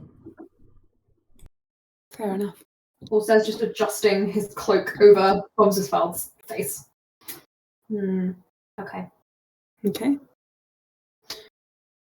So, I found in the art of disguising princes, he picks up some dirt and goes, that works. Mumsersfeld looks at you and smiles and says, "Actually, should we swap cloaks so that people don't recognize mine?" Yeah, that sounds like a good idea. Sorry, I meant also put his cloak over Mumsersfeld. Yeah. Sorry. Yeah. No. Astra was suggesting that that she take Ulster's cloak and that Mumsersfeld, Pikotaro take her cloak so that people wouldn't assume that she's actually disguised. You guys all trade cloaks. Yeah. To that extent. We do a swapsies. We be And super fashion sus. Right, we need to get them back to the shop and into bed rest because both of you, points at Pico and Loran, are not well. Lauren doesn't say anything and allows you to take him away. I'm going to just skip through this next part so that you guys make it to the shop. The only thing I will say is Bluey, the night sky is darker than you'd expect for an evening this calm. And we don't notice that. Mm-hmm. Well, we're going to talk. Ulster, actually, you took some damage, didn't you? Yeah. Yeah, you notice that too. Well, I don't have time to process this. Let's go. Keeps pushing them. Mm-hmm. You guys keep pushing forwards until you make it to Loran's shop. And Loran very, very briefly excuses himself to just dunk into a bath and bubble beneath the surface. Also, we'll keep the door slightly open to monitor him because he's worried. Sure. Loran calls out and just says, Make yourselves at home. There's plenty of space and bedrolls underneath the stairs if anybody needs them. Sparks, if you could set up a bed for Pico, I'm going to set up a bed for Loran and try and get some food ready. Loran has a bed upstairs, remember? Yeah, but he's going to make it comfy and yeah, sure. Covered in pillow, a mug of hot cocoa next to it. Yeah. Okay. Ulster, as you move, Pico's eyes kind of follow you a little bit and he nods. And then he looks back to you two, Astra and Sparks. Pardon me. He looks back to you, Sparks. And he says, I'm in your care. Yes. Here. It feels familiar, but I can't put my finger on it. Would Sparks know to address this man as Your Highness? Only if you want to. Okay. Your Highness, like as she's getting some pillows at least, as like an interim before she can find a good bed thing.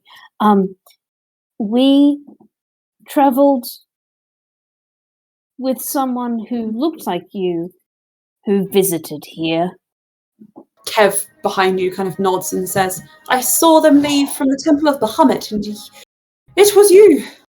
It wasn't. Well, we thought it. Well, we did. Apologies. I haven't been outside my hometown much, and I guess I never knew what you looked like. I don't think any of us. He shakes his head and says, "Please don't apologize. But I haven't been to the Temple of Bahamut in months. Not since my mother."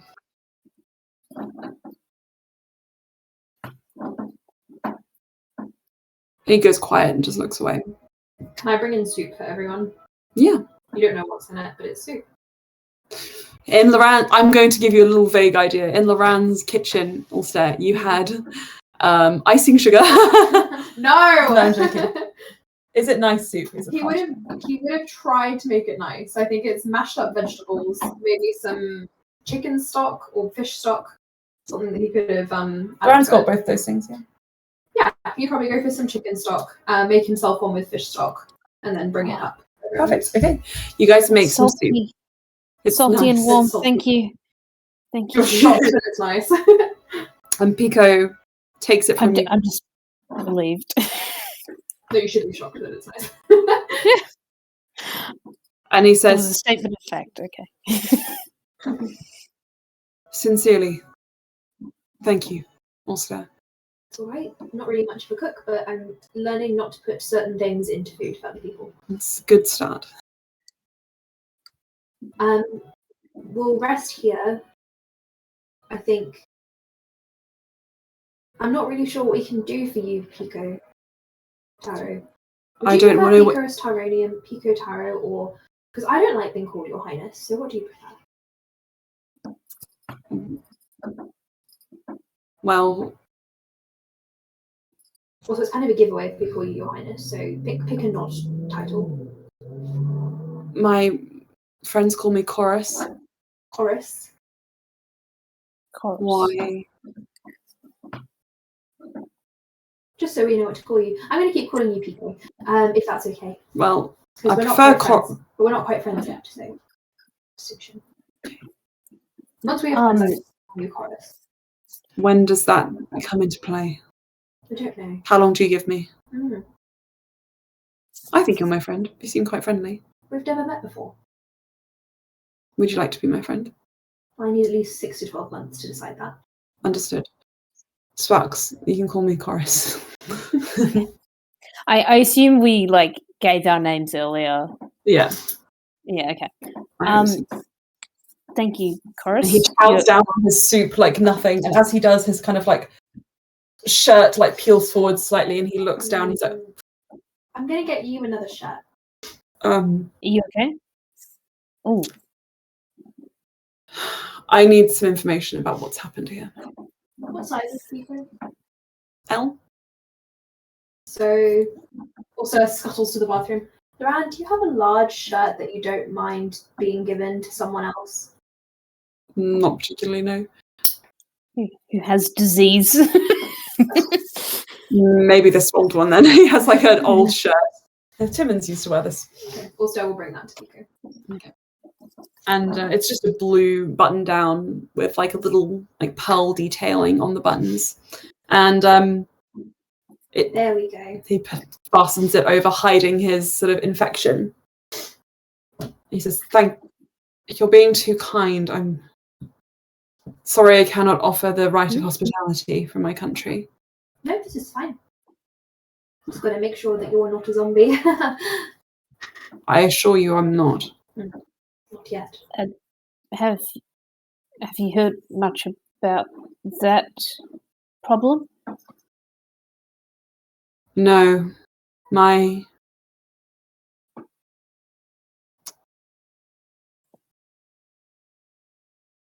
my mother went missing,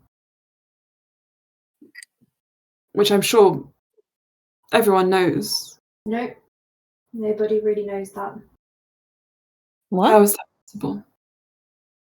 There's Wait, no who? news of Eldrelith for months.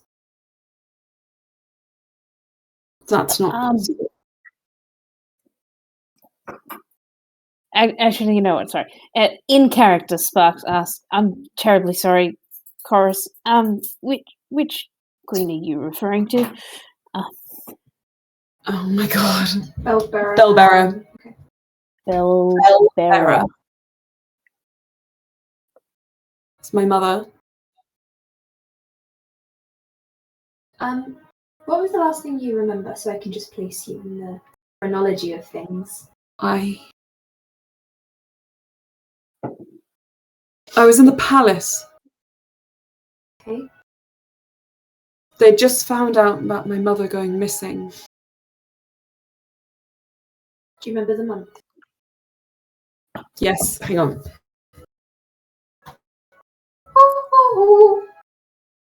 Excuse me. You guys are currently in the month of Marcade, which is like a spring, middle of spring. So this would have been Treese, which is 2 months ago. In the winter. Okay, you've been unconscious, is the word I'm going to use, for 2 months. No news have come out of Eldrelith. He kind of points towards the necklace that he's wearing. And when did you get that? The necklace, not the infection. Yeah, the not we yeah. There was a visiting. There was a visitor to the palace. A tall Taushiri. He gave it to me. Did you say why? He said it would protect me. Can I? But then he. Yeah.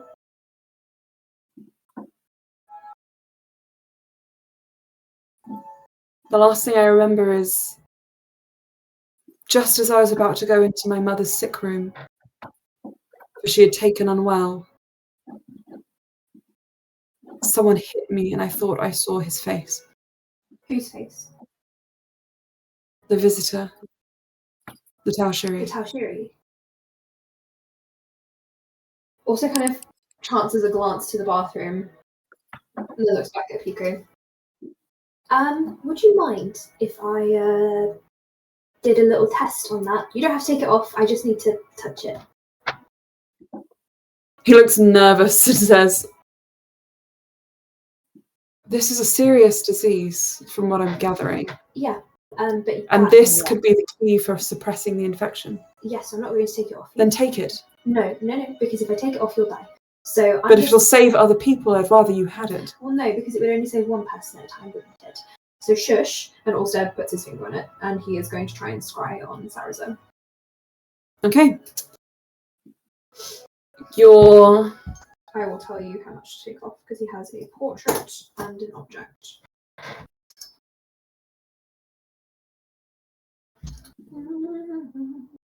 He's never met Sarazen. 3. He'll take a -1 to his save if he chooses to save. Yeah. It's the natural 20. Does he choose to save? It's if you knew the situation he was in, you would also choose to save. But I'm not going to say any more than that. Okay, well, I'll try again tomorrow. Pico Taro says, "What are you trying?" I'm trying to find the person who gave that. I can't remember his name. I only met him. What's his name? Sarazen?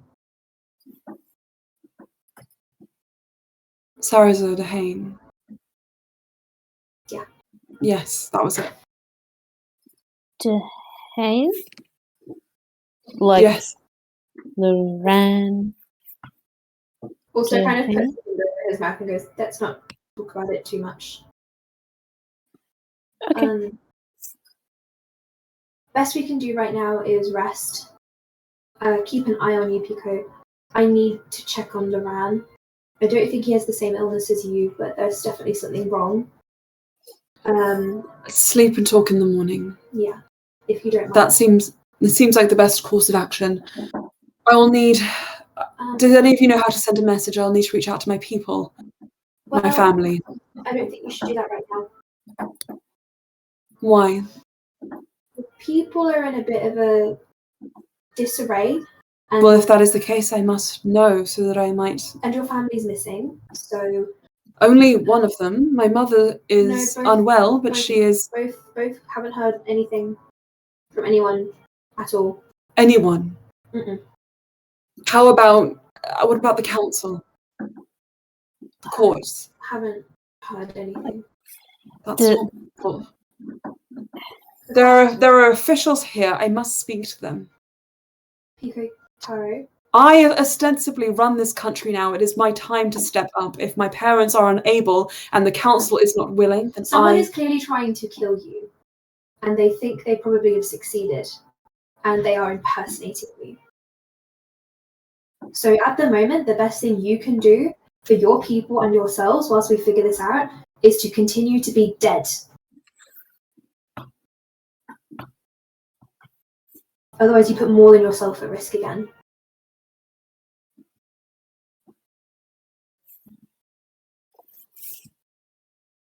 All right. Also, can you make a persuasion check? 25. Good way to run out your potion. Pico nods. I trust your judgment. Thank you. We can discuss. We will talk, us two. You seem to have information that I need. In the morning. Can you oblige me at least that? Yes. I'm sorry if I sound harsh. I'm a little bit emotional. He says with a completely straight face. I understand. I will have to send word to my parents as well. Just with some information in case. Perhaps I should set up a meeting with them to discuss our situation. All of this we will discuss in the morning. Sparks will look after you, right? It's a beautiful look. Yes, sir. I'm going to go now and check on my boyfriend who has been in the bath for a very long time. He starts backing up. So far well, yes, night thing, goodbye. Thank you for the soup. Your boyfriend? Good soup.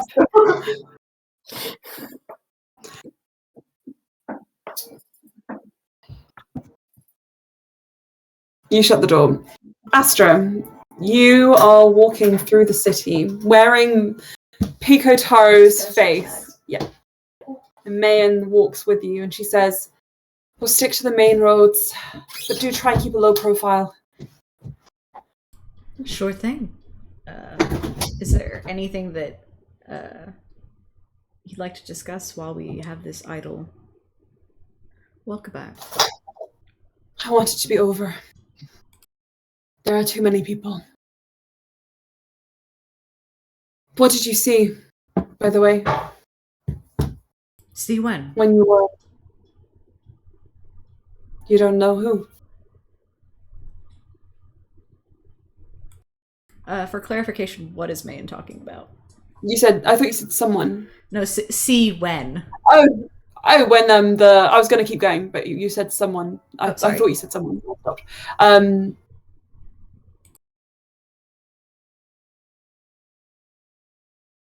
What was I going to say? Yeah, I will. Hang on, don't worry. What did you see? Hi, Baz. Was I what the saw. last thing? They're talking about when the tentacle transformed. And she said, what did you see? Very personal question. What did you see? My captain.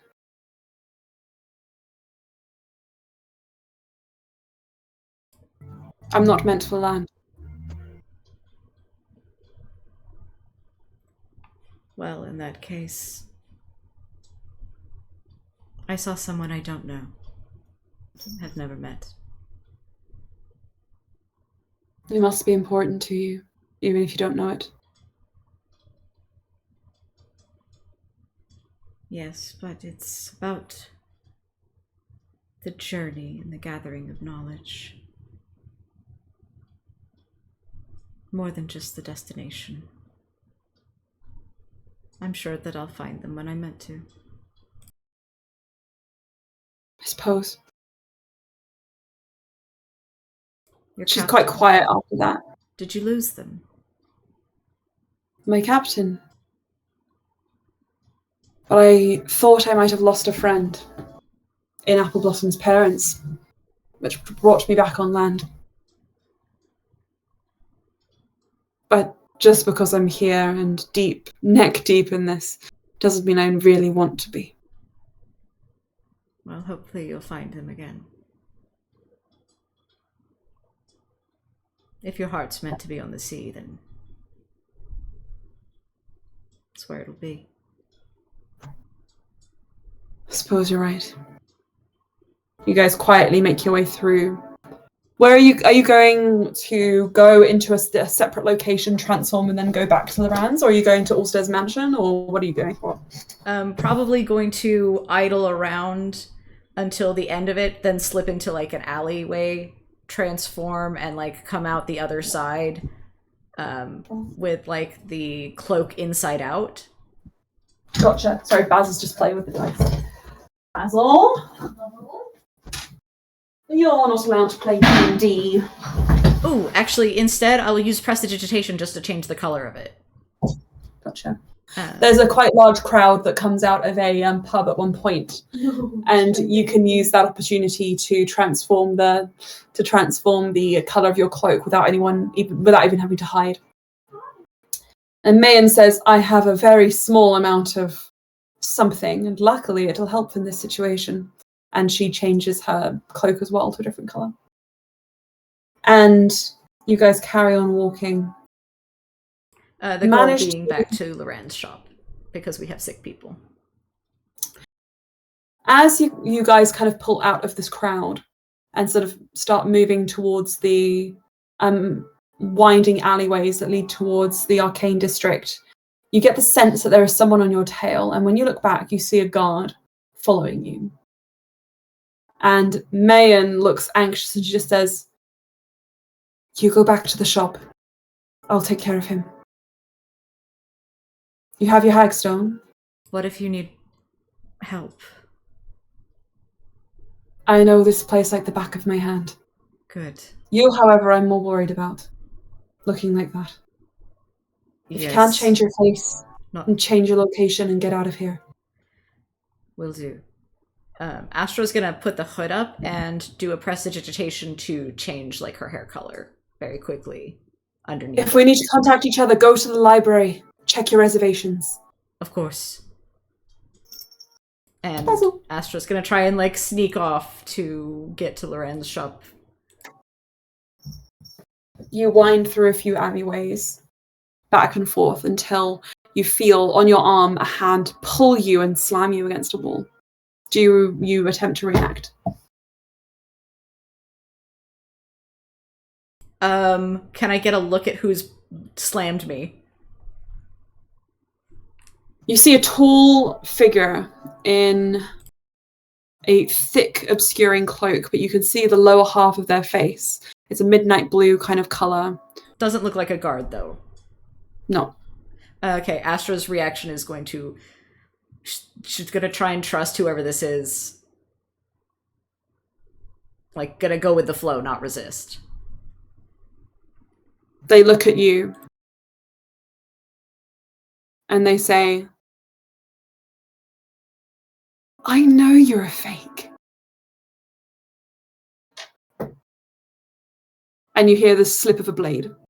Do you do anything? Astra is going to, like, pull a hand up into sight, preparing a spell. But, Okay. like, holding it back, like, I don't want to hurt you. Okay, we'll have a roll off to see who moves first. Okay. Baz, can you stop playing? Why don't you like Shilian? Why did you knock him over? Ooh. Baz wants to play Dungeons and Dragons, and yet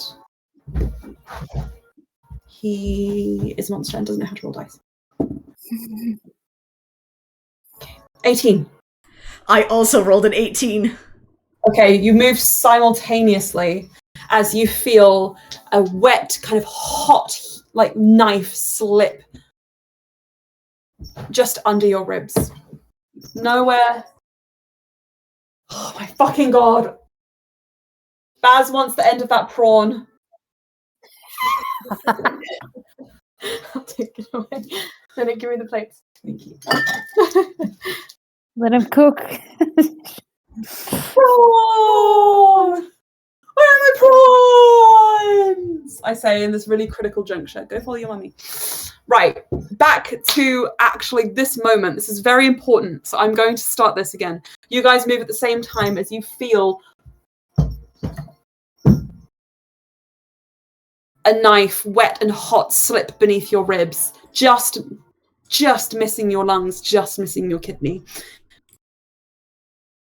Astra? Yeah, Astra has prepared inflict wounds. So Astra's gonna grab onto that wrist that, like, is stabbing her. And cast inflict wounds.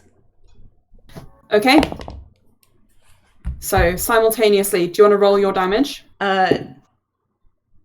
Well, the 2 hit was a dirty 20, just in case you needed it. That's fine. I need I D10s. had a feeling it was going to be alright.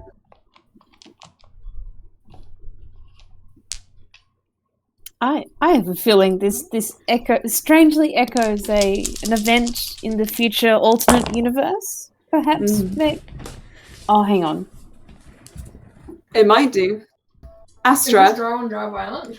This drow violence. I need a calculator. Because I rolled a 6, and a 9. 21. Nice. So yeah, that much amount of damage. Okay. You take 17 points of piercing damage. And I need you to roll me a constitution saving throw.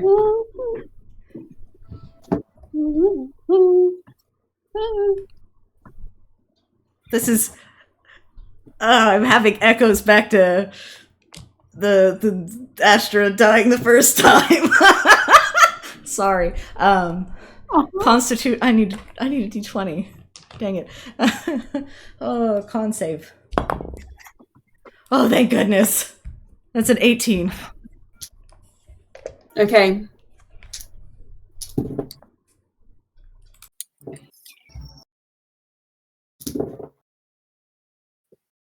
Okay.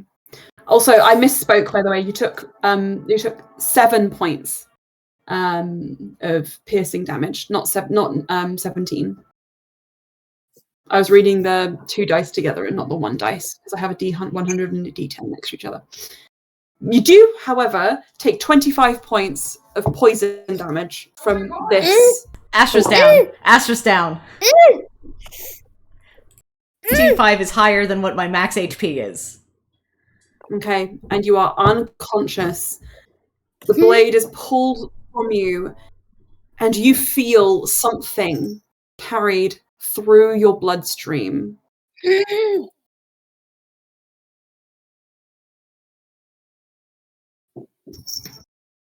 I got to ask, was it non-lethal damage? Of course it's not lethal damage. Who's the kind DM? Ready? Whee! What the fuck? What the fuck? Yeah, I'm having that flashback.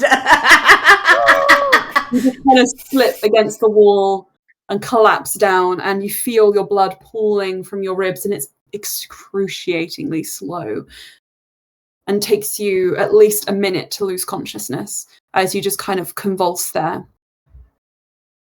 But the inflict wounds leaves blood in its wake as the adversary stumbles away, clutching their chest, and then vanishes around a corner, still alive. And you watch the night grow darker, and painfully, people walk past you and do not even blink an eye. Can I roll In death fact, saves? sorry. Wait. I'm sorry, Okay. am I being loud? Oh, okay, they're just comforting me. Does it occur to Astra at all to use the Hagstone before they slip away? And this Oh, darkness. Hang on. Sorry, I realized that a thing. I well, definitely Jaral would have seen Astra's true, like, actual face, just because. Wait, Jaral? I don't know. I'm assuming it's Jaral. It's some sort of drow. It's a drow. Is it a man drow? I'm not saying shit. Anyway, I made an assumption. Mine apologies. But who knows? uh, Who knows? I'm not saying shit. I'm not saying shit. Why But- would Jaral kill Astra? Ah, somebody Well, attacked Jaral actually- Astra. Anyways, the altar self would be down, is what I was saying. That's fine. Yeah. this is Basil. The thing the person said to you beforehand was, "I know you're a fake," and then they stabbed you. Yes. Oh, so they were killing a fake Kiko. Yeah. They didn't know who it was. I know you're a fake, and then they would have Okay. seen your face. Right now, Astra. So it must have been the fake. Probably someone who knew that we were traveling with a fake Kiko before. Correct? And you feel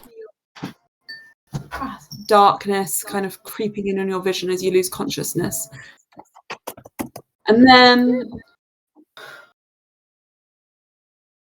Astra, you hear a strange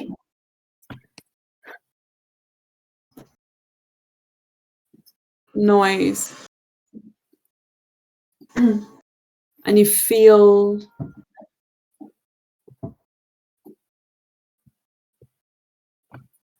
a hot kind of breath on your body, as almost like a horse might nudge. You feel something just kind of like nudge you, and your body just kind of like rolls onto its back.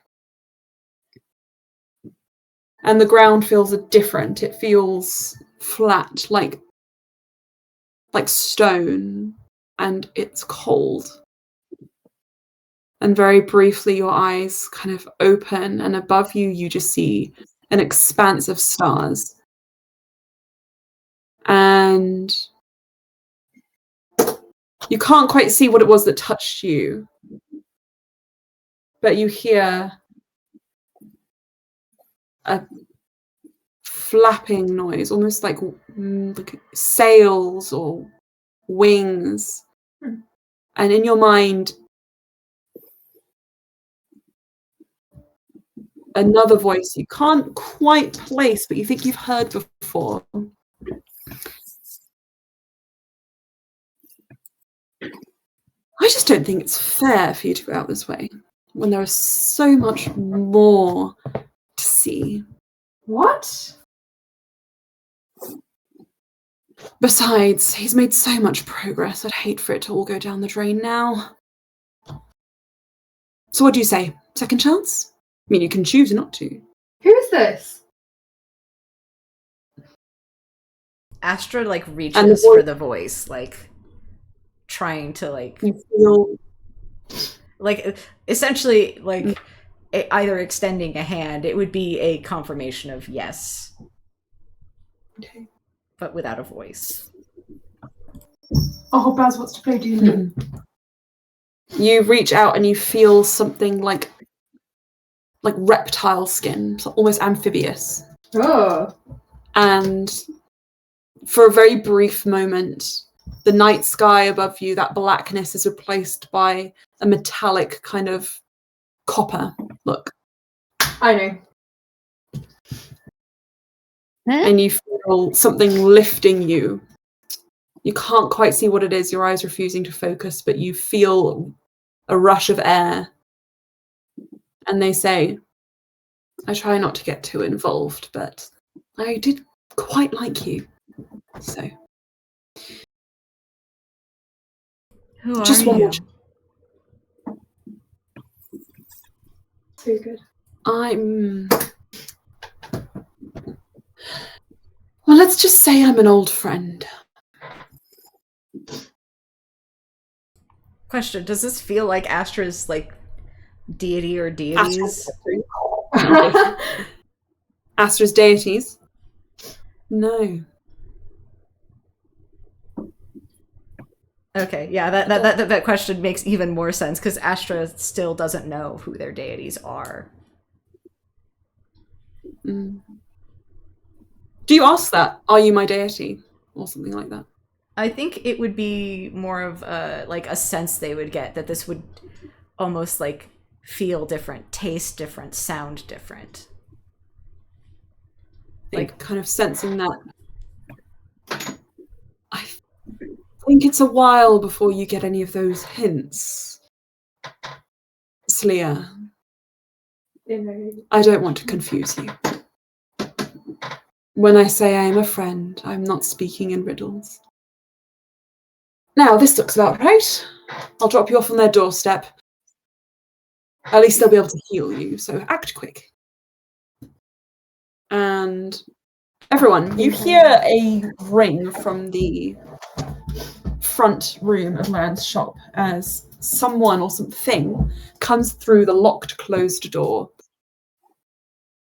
And you hear then a heavy thump on the ground. I would also just put Laran into bed. Yeah. He was about to talk to him. He's like, hold on a second, and runs back down. I think Sparks will shield out, just like, excuse me, Chorus. Protecting you. Staggering through the doorway and just falling forwards, you see Slayer. Astra. Clutching a wound in her side. Astra. Oh god. I'm trying to heal Astra. Yeah. It feels just as bad as when you freshly got it, but you haven't started bleeding out yet. I'm gonna cast Healing Word on Astra immediately. Okay. If that doesn't do it, then I'll do the rest. That is 10. No. Or I'll do more. May not be the rest. Yes. Yeah. 10 points of healing back. The wound starts to close up, but it's still just weeping slightly. And I'll do it I feel again. like Astra tries to like open like their mouth to speak and just like blood. Sparks was I think started. So, yeah. I'll expend 10. Yep. Yep. And then if there's any more, I it can would do only healing be word 3. So 10 is great. okay. Then you also get 7 back. So I think you're fully You're healed. fully healed. As that Way wound fully closes up, healed. the blood remains. Oh god. Thank Okay. Astra? Also, we start escorting Astra to a bedroll. I got stabbed. By who? Lie down, lie down. I don't know. And Can I- there's clearly something that Astra is holding back. Astra? I know you need to tell us. Please.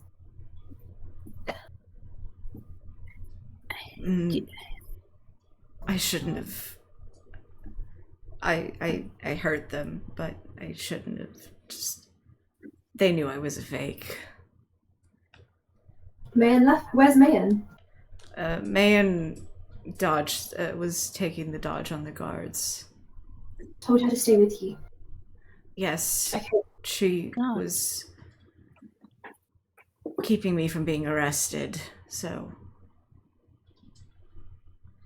Also, it's kind of like anxiously rubbing Astra's arm. Okay.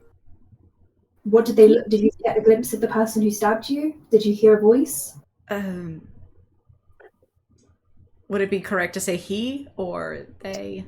They, you don't know. Okay. It's hard. Deep voice, a high voice. Just describe it. What would I feel like Astra, who is very like auditory, would have latched onto this voice. Like Deep, it was rough. the last thing that they were Not going to too hold on deep. to. So deep voice, slightly rough. Okay. And like y'all would notice that like Ulster. periodically like her head is just kind of tilting and creating these soft jingling sounds like she's trying to like self-soothe. Ulster, when you see her tilt her head up, they seem to have a bruise forming on their chest, their collar, where Astra, you remember being shoved into the wall. I'm going to do a medical check if that's okay. You can. I'm just going to tell you one thing. Dirty 20. There is residue on that. Residue which, when you... I think it'd be better if you did a nature check, potentially. Okay. You can use that same roll if you wanted to just be a nature check. If it's a nature check, I think it's also a dirty 20. Dirty 20. When you kind of have a look and you do your nature check, you just rub the sort of sediment between your fingers and you smell it. And it smells distinctly of sulfur. The same smell you got when you were scrying on. Would Ulster be able to identify the poison as well? The poison's been healed, right? But based on what would have been like the residue on the clothing. You could do. If you point that out to Ulster, he can check it for you. I'll carry that over and you notice that it is in fact wyvern poison. Okay. And I don't think our mum's child is particularly friendly anymore. you kind of peel away the fabric and the wound seems completely healed. You get slight bruising around the wound. It's a little dark. Bruising on the neck.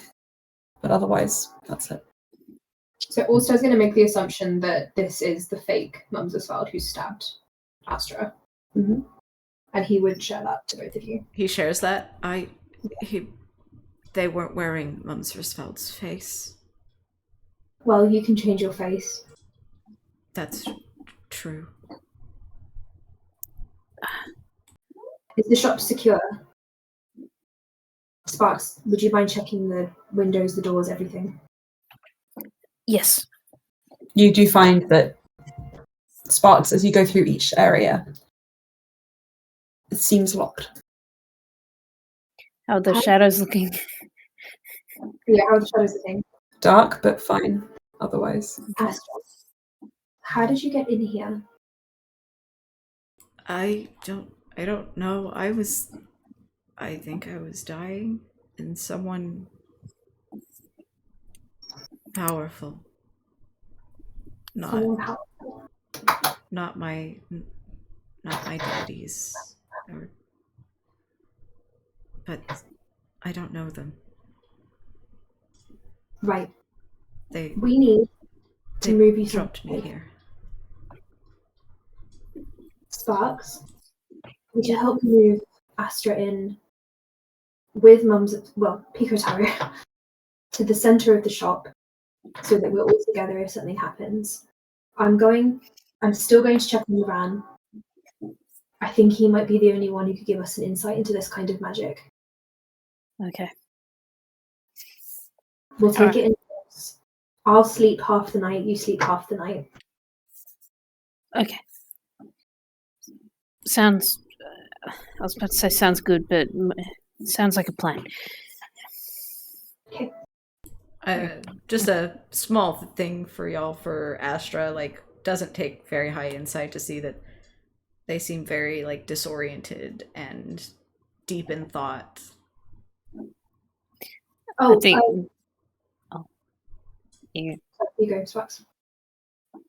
Oh, well, the Sparks would sort of lightly sort of touch and a bit of the back and sort of guide Astra if they seem disoriented. Yeah. I think you guys Physical touch does seem to ground them. take Astra through and they lie down on one of the beds and you guys can ascertain that the shop is safe. Okay, Sparks. Just stay awake a bit longer. I'm going to check on the van. And then, do you want to do the watch first or second? To you. I don't mind. I'll do the watch first. Right, just give me a little bit of time then. Also, you head upstairs. We'll just do 5 more minutes and then we'll wrap up. Also, you head upstairs to Loran. Is he okay? He seems to be asleep. He's kind of like hugging a pillow and just kind of got one arm pulled up over his head, just like this. Ulster will approach Loran and sit next to him and just give him a very small shake. Loran.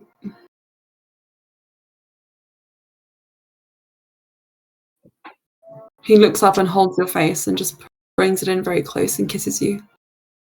Oh, hi. Are you okay? Just making the most of this. What's happened? You seemed very distressed down in the... Yes, I was not myself. Do not worry about it. I just had a moment. Okay. Ulster begins to feel like his vital points and just check that he's okay. Can I do another medicine? Mm-hmm. That is a 15. He seems to be okay. Okay. Astra was stabbed, and someone delivered them into the shop directly. Okay.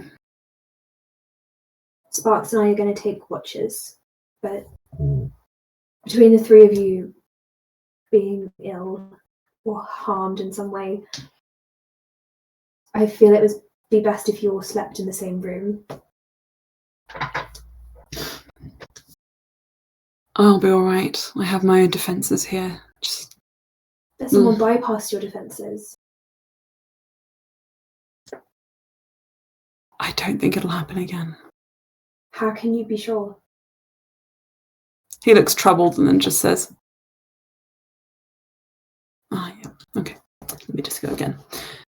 Yes, you're right. I'll sleep downstairs. Can I insight check, Ron? Yeah. Natural 20 plus Natural 20. 25. His eyes look a little unfocused, and in the night, the shadows on his face seem a little darker than they're supposed to be, but otherwise he seems completely fine. Ulster shuffles close to Loran and takes his face in his hands. Is there something you're not telling me? I think he pulls you in very close and he says, no.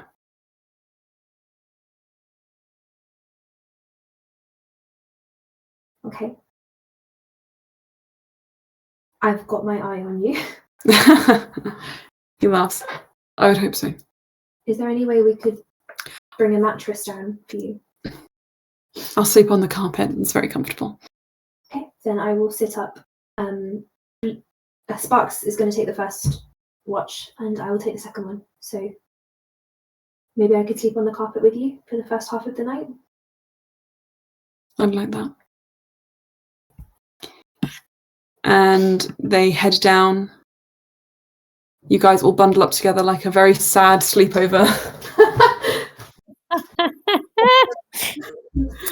And I think we'll leave it there Oh my god! for today. That was more intense than I was. Betcha. Tells you only the plot, even if I didn't fully prepare. Does Louis have a tail? Very important questions. I think so. I know that some people Yes, have Dragonborn with tails and some people don't, and it's just, you know, it's just an interesting facet of, does Bluey have a tail? Are we a half-tailed party? Definitely. I think the reality of the rules of D&D being Dragonborn don't have tails, I think that's silly. I agree. If you want a tail, you have a tail. Exactly. This is And fantastic. Bluey Tails wants a for tail? Yes. Yes. Nice. She'll try and keep that tail, thank you very much. I was worried about that tail during the fight, so hence my question. Okay. Wow, that was very intense. Yes. Yeah, Emma. Oh, that was super You're awesome. welcome. I loved Yeah, it, it's every bit of it. I'm sure Aylin's got the conspiracy board back out already. I am enjoying the journey. But there are there's red string in my brain. It's going places. Yeah. It's connecting dots. It's connecting nothing, but it's connecting dots. Emma, I know were awake at most like 20 minutes before like the game started or whatever, but it definitely didn't seem like it because that 3 was minutes. really good. I put on clothes and then got on here.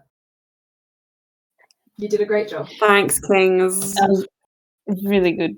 Thank you. I hope you enjoyed it. Monsters. Also, you're all level 4 now. Oh yay! Hey! Almost died into level 4. Really? Yeah. Oh, Emma, wow. I have a thing to talk to you about. About Okay. a feat that I would like to take. Oh, feet. Mm-hmm. I was thinking. Sorry. Well, and that's where the recording is going to end. Funny. As well. That's so cool.